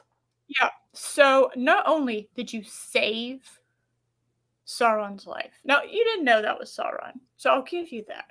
But you saved him, didn't even know it was him, had no idea. Hey, Dega. Hey, what's up? Oh, Chocolate, you didn't come in when we were reading the bullshit. She didn't know that it was. So she didn't know that was Sauron. To be fair, she should have. But what we know about Galadriel. Hold on, because I have something to say about the whole show's approach to the whole Sauron reveal. So they have several characters that are like, ooh, this person could be Sauron. Ooh, this person could be Sauron. And the whole time, anyone who's actually watching the show is just going, no, it's this guy over here. It's clearly Halbrand. And like, oh, yeah. Is Is it the mysterious person following the stranger in the Harfoots? Is it Adar? Ooh, no, it's Halbrand. It's clearly Halbrand. And I was thinking about that, and you know what it's like? It's like watching a terrible magician. You can flat out see them put the coin in their hand, and then they're like, "Oh no, which cup is the coin in?" Like it's in your hand. Like, oh, it's not under cup 1. Yeah, it's in your hand. They keep trying to do the trick, even though you can clearly see how they did it. Yeah, there's like a mirror behind. That's how this show is written. Yeah, this show is like a bad magician. Yeah, it's literally, it's like, hey guys, so we're going to drop what we think is a small pebble, but it's a giant boulder on your face. And we're going to see if you wake up to what we're trying to put down here. And of course, I'm waking up when that boulder hits my face. And I'm like, okay, so this is obviously what's happening. And then they keep doing that to me over and over and over and over and over again. And I don't even, it's annoying because I don't like that you're implying that I'm fucking stupid by doing that to me. Because I feel like you think I'm stupid. Mm-hmm. And that pisses me off. I don't like being told kind of very subtly that I'm dumb because you feel the need to do that. I'm not dumb, actually. I'm not at all stupid. So it's very annoying on every level. The idea that you could get away with literally changing the musical tones to a darker, more evil one every time Halbrand pops his stupid face up anywhere. In episode 8, the second Galadriel's like, for no reason. I don't know why you thought I was missing out on that. That was very, very obvious. Incredibly obvious. Insultingly obvious. So here I am, just kind of annoyed again at the show, thinks I'm dumb. Yeah. I just and of course Sauron decides to fuck with her. Because that's what this show wants to do. I have no idea why he's fucking with her. Because do you know what I'm gonna say? I would say something like, I would make a bullshit excuse, right? I would, okay. So, oh god, shit, the fucking they haven't had a king in forever. Okay. Do your records show that in blah, blah, blah, blah, blah, blah, blah, they decided to get a new royal family so they could start over as a fucking thing, but they kept it all, they were very more protective over it, so that they couldn't just be wiped out again. So maybe they spread out their heirs. So they couldn't do that. You could invent a bunch of bullshit. Galadriel's not a big brain, all right? You don't really have to try that hard to pull one over on her. No. Okay. So you just come up and with again, some bullshit. It also corrupts the lore, since Galadriel was so wise that she recognized Sauron was evil the moment she met him. She's not smart, let alone wise. So I'm not shocked that she didn't know who he was. She left Halbrand? Had she just gone to the fucking, I don't know, the place, the elf heaven. If she would have just gone to elf heaven, everything would be okay, because the worm would have eaten him. Yep.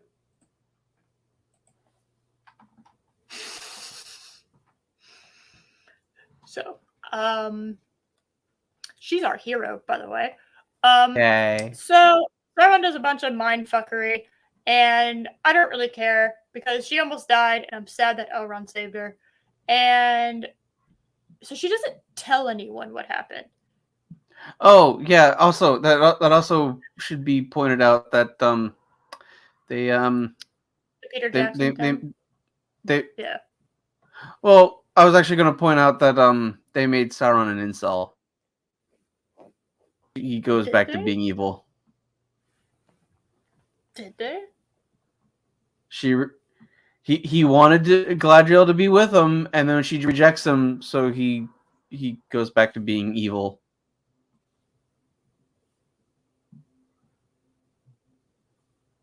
I guess so. I guess, yeah, technically that's kind of what happened. I thought that he decided that he was going to be evil the second he realized that Arter was out there being, like, acting like him. You know what I mean? Later, Ram Bam. Like, oh, bye, Ram Bam. Oh, good God. Oh, yeah, you're British. I forget that you're British, Ram Bam. Have a good night. She should have gone to Valinor but wanted vengeance. Yeah, it's kind of stupid. Yeah. I love the idea that you can't get into heaven if you have, like, anything weighing on your mind that hasn't been resolved. It's like, dear God, do you know how many people aren't getting into heaven? Like, almost everyone. Do you know how many few people? So few people die. Like, and again, Valinor is like a continent. It should not be sealed off at this point. But whatever. Yeah, it doesn't matter. It really doesn't. Let's see. So she doesn't tell anyone what she's discovered. No. And by the way, and yeah, and I think this needs to be pointed out. She doesn't tell anyone about. She does not tell anyone about Sauron. You know, because she was with Sauron this whole time. She was vouching for him and all that, because it would make them look. It would make her look bad. That's how self-absorbed she is. Yeah, but Elrond, because thank you, Elrond, for being minorly competent at just a smidgen, goes there because he's just like, okay, well, I'm kind of annoyed that she didn't say it. Maybe I can search for clues. And so he does, and he finds a scroll, which is somehow not completely and utterly destroyed by the running stream that it's just been going through it. Yeah. It's an Elder Scroll. It's an Elder Scroll. It's outside of time and space, I guess. Whatever. This show is outside of time and space. We'll just accept it and move on. Physical things just do not work in this universe properly. Let's see. So I know, Chris. I know. Yeah, for running Middle Earth on a ship to okay. They literally none of the show works. Okay, it just doesn't. Any of y'all know Diablo 3 lore? They literally Tyriel'd. They Tyriel'd Gandalf. It's so dumb. I just it's also going on to the Harfoot Gandalf story real quick. So you have the 8 Mile group looking for Sauron. We get that at the end in this final episode that they think he's Sauron, so they've been looking for him. Why did they think Gandalf was him? They knew Sauron was on Middle Earth, so why are they searching for the mystery meteor man? I have no idea who those people were. I have no idea why they were mean to the Harfoots, therefore they were my favorite characters, but their story makes no sense either. None of them do. I have no idea why I even watched. The Harfoot shit didn't go anywhere. There was no reason behind it except for introducing Gandalf and perhaps the Hobbit, the Gandalf and Hobbit relationship. That's it. That's the only reason why the Harfoot thing exists.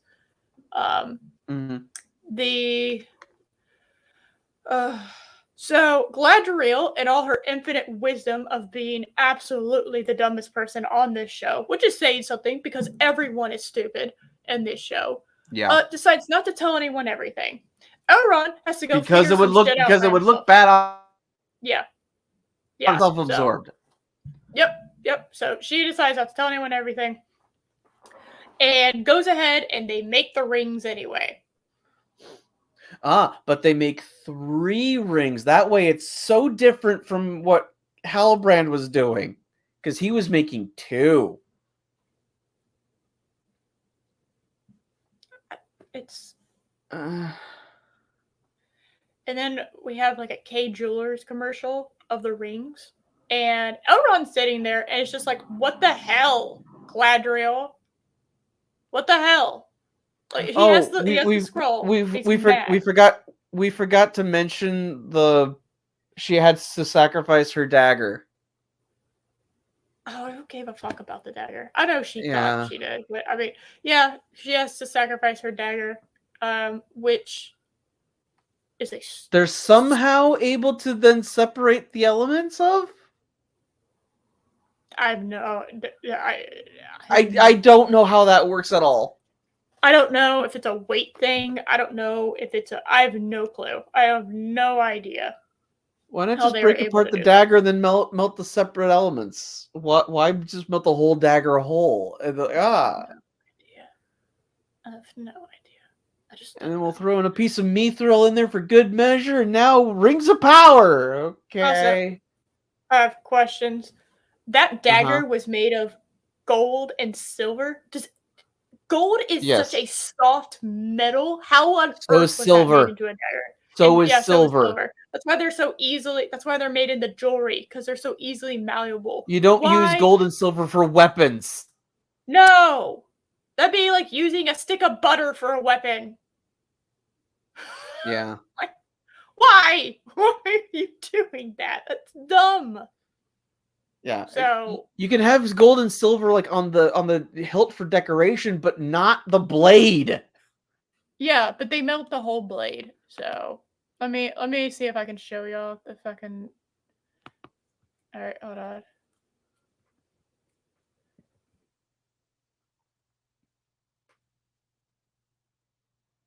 And Elrond just looks so fucking tired. He's just sitting there. And that guy is 29 years old, the actor. He looks 40. So, here we go. No, let me just zoom in. Tell me this doesn't look like it's something straight out of a K Jewelers commercial. I'm not hitting play, but yeah, that is ugly. Like the set, the you know that looks fine, but like the actual like rings look ugly as shit. Oh yeah. So. Let's see if I can pull up one from the Peter Jackson films. So we got that, and then I'm gonna see if I can.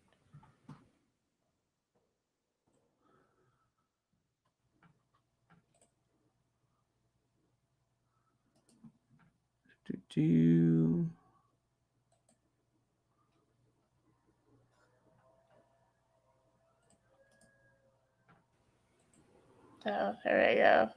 That's what all 3 rings look like. How exciting is that, guys? They look worse when you look at them from this angle, especially the silver one. That is a gaudy ass ring. That silver ring is so gaudy, it's laughable. Yeah. All right, hold on.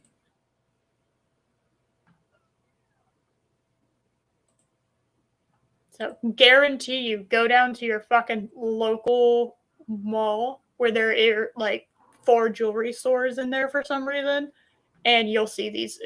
They're gonna at some point have these. They're gonna make a deal with some jewelry store, and they're gonna have these rings. So. Okay, there you go. Oh, you sent it to me. Hold on. I gotta do.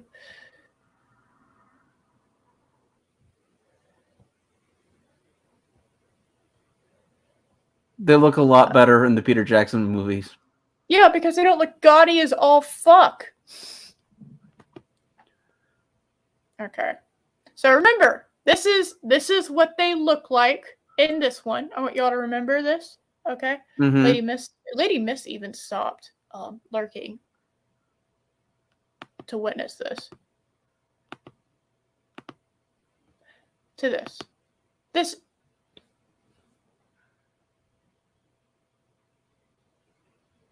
Those look a lot better. Those look way better.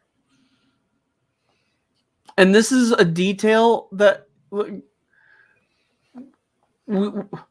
outside of Elrond wearing the blue one, Galadriel wearing the silver one, and Gandalf wearing the red one, not a lot of attention is paid to these rings throughout the rest of the films. They're outside of they're just costuming.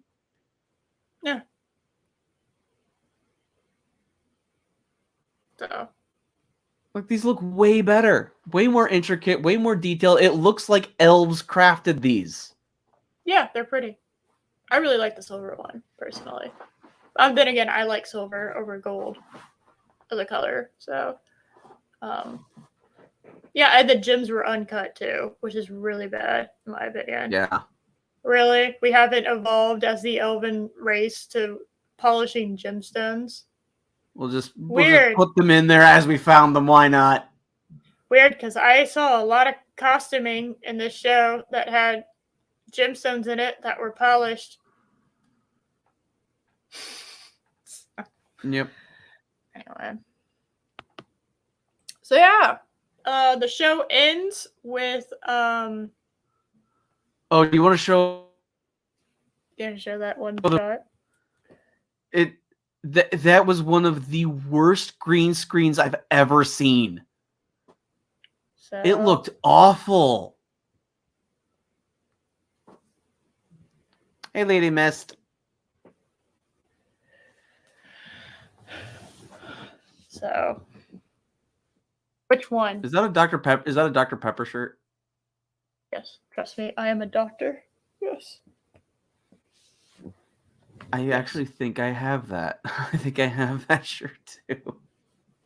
Yes, this is a great shirt. It's wonderful. So what are you talking about? Are you talking about when he's standing on top of the mountain? Yeah. Okay. When you see his face, because it looked terrible.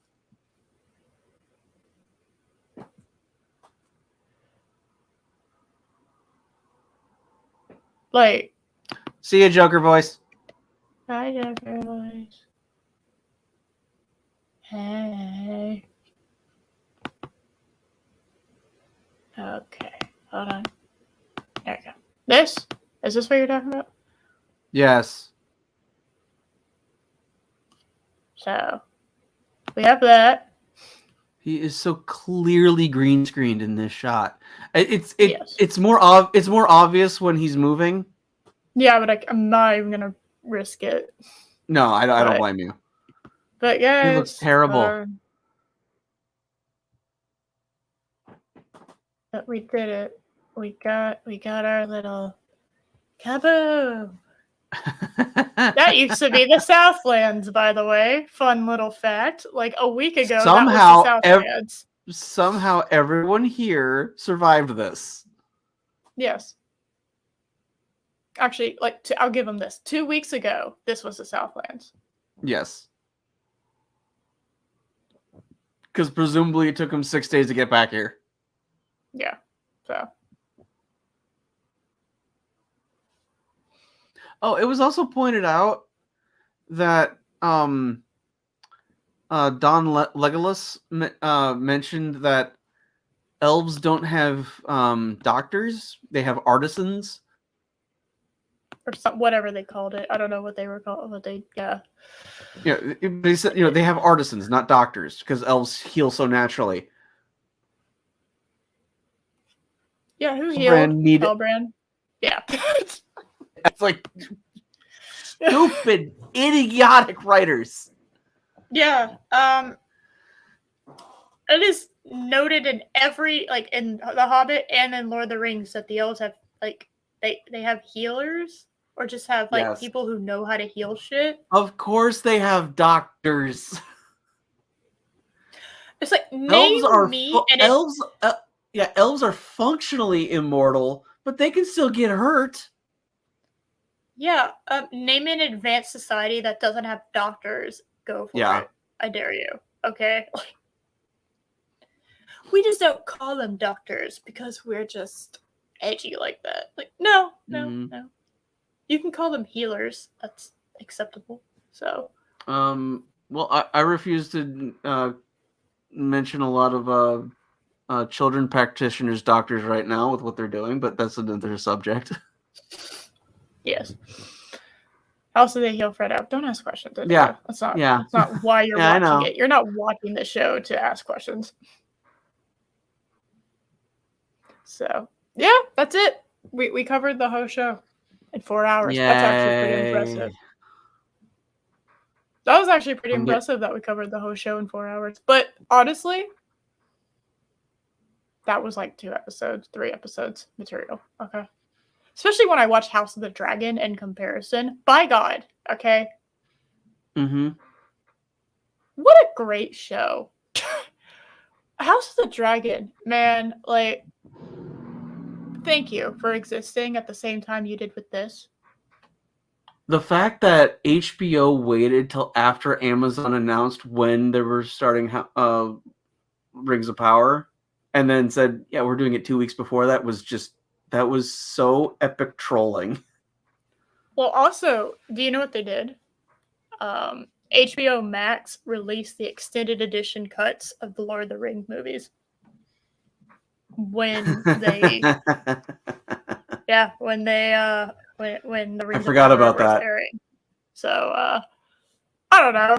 I love HBO. You've kind of won me over tentatively, by the way. I there is still an asterisk mark. No matter how highly I talk of House of the Dragon, there's still an asterisk mark because I am not going to, and I will recommend this show to people. I've recommended this show to people. I've told people to go watch it. This is this really good show. Okay. I really started to push it more after the time jump, right? Which one? The when I say time jump, I mean like the final time jump, right? So the final jump. The final jump was this last one. God damn it, you're right. Fuck. They jumped 6 years in this last episode. Okay, when the cast changed. Okay, yeah. When the cast changed. Wait, which one? Because we had young Aegon to. Okay, Josh, shush. Okay. I know what you're talking about. Alicent. You know what I'm talking about. Rhaenyra. Yes, when they switched over, that kind of sold me that this was probably going to be good. I didn't know they were going to do any more time jumps after that. I'm going to be honest with you, okay? Because I've done my best to not pay attention to all the other shit that happens around this show. I'm very aware actors and actresses are fucking stupid when they open their mouths. So yep. I do my, for the most part, they are. I do my best to ignore them, unless you really piss me off. Or your show sucks, then I pay attention to what you're saying because you've kind of lost me, right? If you're a good show, I will forgive because the actor is not playing themselves when they're on the show. Okay, right? I watch the show to watch the show, so I mean, my God, the fact that this show proved that you don't need high stakes action. The most dramatic scene that happened in this last episode, the most action packed scene, was an old man walking to a chair. They made that so impactful. Yes. That's how skilled these guys are. Yes. And Palpy, I agree on a range. I really didn't. I want to see Paddy Constantine win an Emmy. I really do. He was fantastic. Holy fuck, Chris! I am so sorry. I apparently got to talking about Rings of Power and didn't notice that you apparently super chatted like 4 hours ago. I am so sorry about that. Thank you, Chris. I just got a notification. Yeah, I just got like an email notification about it. Thank you, Chris. So, first officer tipped $5. Thank you again. Arise, arise, riders of Theoden. Spear shall be shaken, shield shall be splintered, a sword day, a red day, ere the sun rises. Ride now, ride now, ride. Ride for ruin, and the world is ending. Okay. That sounded great. That was good. I feel like I know where that came from, but my brain is so melted from having not just watched all of Rings of Power, but also have talked and explained it out loud to everyone, which is an entirely different set of skills and a lot more difficult when it comes to shows that are incoherent at best. It's very difficult to talk about it. My brain is numb. Okay, I am very hungry, which is usually my ending point, but that started happening like an hour ago. So we're gonna, and I know I said I was gonna talk about She-Hulk, but I think Loki just described it best on his show. It broke my brain. It is so awful. I don't even know words for it.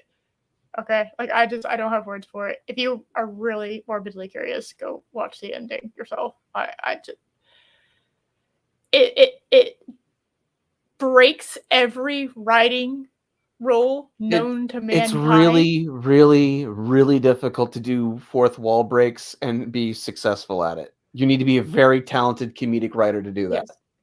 They destroyed so much shit in like that last 15 minutes. Like, no, it's like 10 minutes of the show. Okay. Not only did they destroy their own show, but they kind of destroyed Civil War. They destroyed a good chunk of the MCU. They destroyed everything. They broke all of the writers' rules. And the worst one they broke was immersion, which I don't even know how you were immersed to begin with. But they broke that so utterly bad. All I could say was, no, stop, please stop, stop it. Like, that's all I could say. I was repeating that over and over and over and over again. No, it's like, no, I can't. This is awful. Stop, stop it, stop. And it was a joke that wouldn't stop.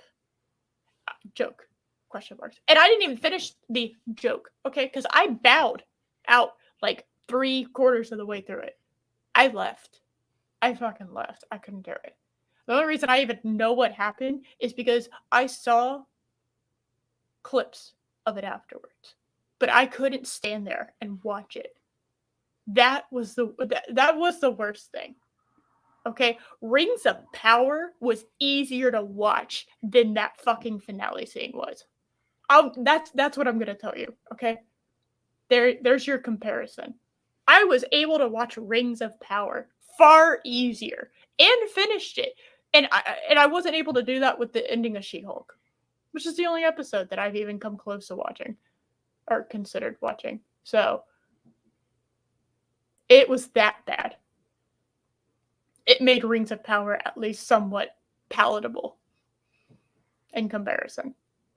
So it utterly broke me. Wow.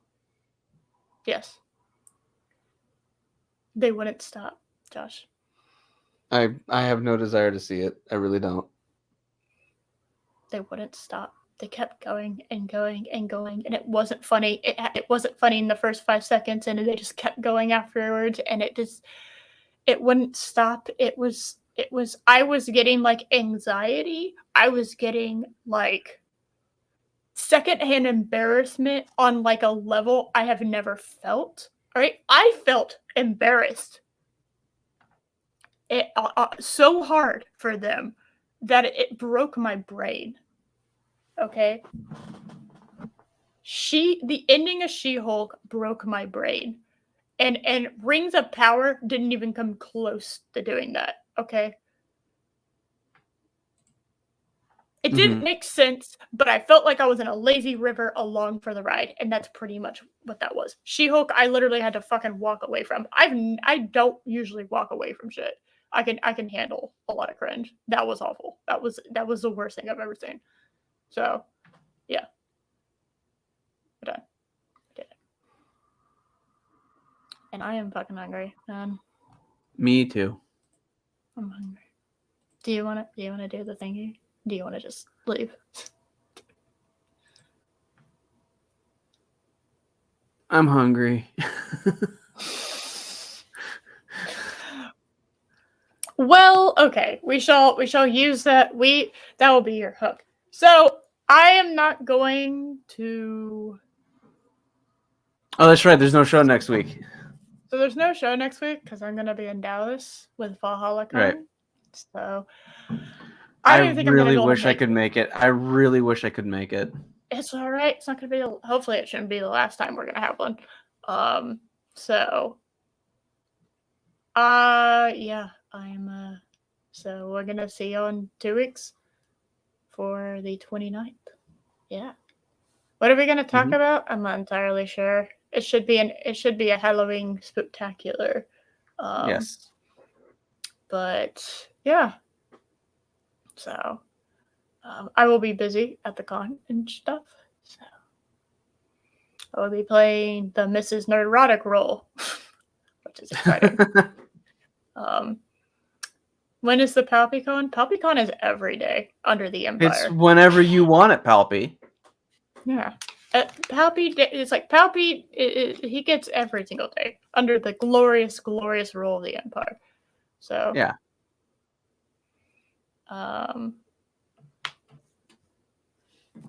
Let's see. I don't even know if I'm going to be able to make the Beta Menace, which I totally forgot about until I was just thinking about because we're leaving Thursday. So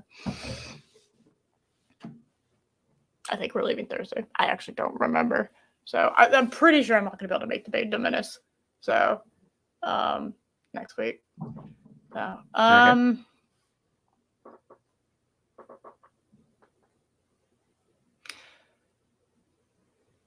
So yeah. Woohoo. I think that's it. So a week off for me.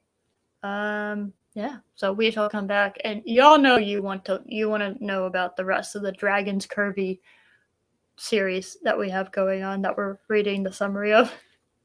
I think you're meeting up Thursday afternoon. Okay. Well, maybe that's the case then. All right. I don't know.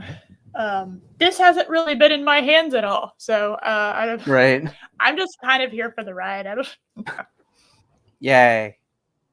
So, whatever. Yeah, it's fine. Yeah. So that's it for me. Josh, anything for you?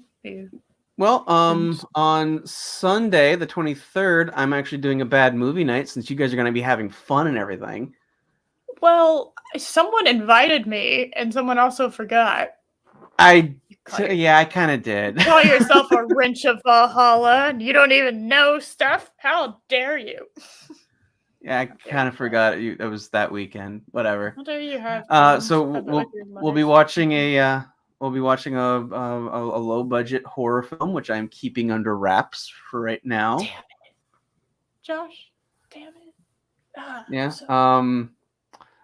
Arwen will be there. Mark the Infinitely Tired's going to be on there, and my sister will also be joining us. So that it should be fun. Nice. We need to have a stream with her again at some point. So we do. And then also at some point next week, I hope to have a Halloween video out, but I'm not sure when. Before Halloween. Ideally, yeah. Before Halloween, ideally, would be the best time for a Halloween video. Did you spoil it? Bum, bum, bum. No, that's not it. It's a public domain film. It would have been really funny if Chris just just randomly guessed and just destroy. Absolutely, oh man, I love low budget horror movies. I actually have a tendency to have more fun with them than really good ones. Yeah. So, yeah. Okay. Well, I'm hungry. Yeah, I know what it is. I shall see y'all I'm going to see y'all on Monday because I'm still doing the House of the Dragon reviews. So yes. I shall actually see y'all on Monday. And then I shall see some of y'all in person on Thursday, Friday, Saturday. I don't know what the schedule. I really don't know what the schedule is. And he's probably told me. I just don't remember because. Is it Friday night when you guys are doing the watch party with Rathacon? I think so. I think it's Friday. That sounds correct. Honestly, talk to Loki if you need any details about stuff like that. I don't know. I don't know. He's in charge of it because it's technically his con. So, Right. like I said, no, just there. So I will see some of y'all then, but I will see y'all also on Monday for House of the Dragon. Dragon. I like also just fun. I like that the House of the Dragon started before Rings of Power and it's continuing after, so it's like completely sandwiched it, and everyone's gonna forget about it. Beautiful. Mwah. Work of art. All right, which is not gonna help my review for it, but whatever. The show's vastly superior. It's all good. It's fine. Don't worry about it. But yeah, hungry. Food time. Nice. Bye. Yes. Bye, everyone.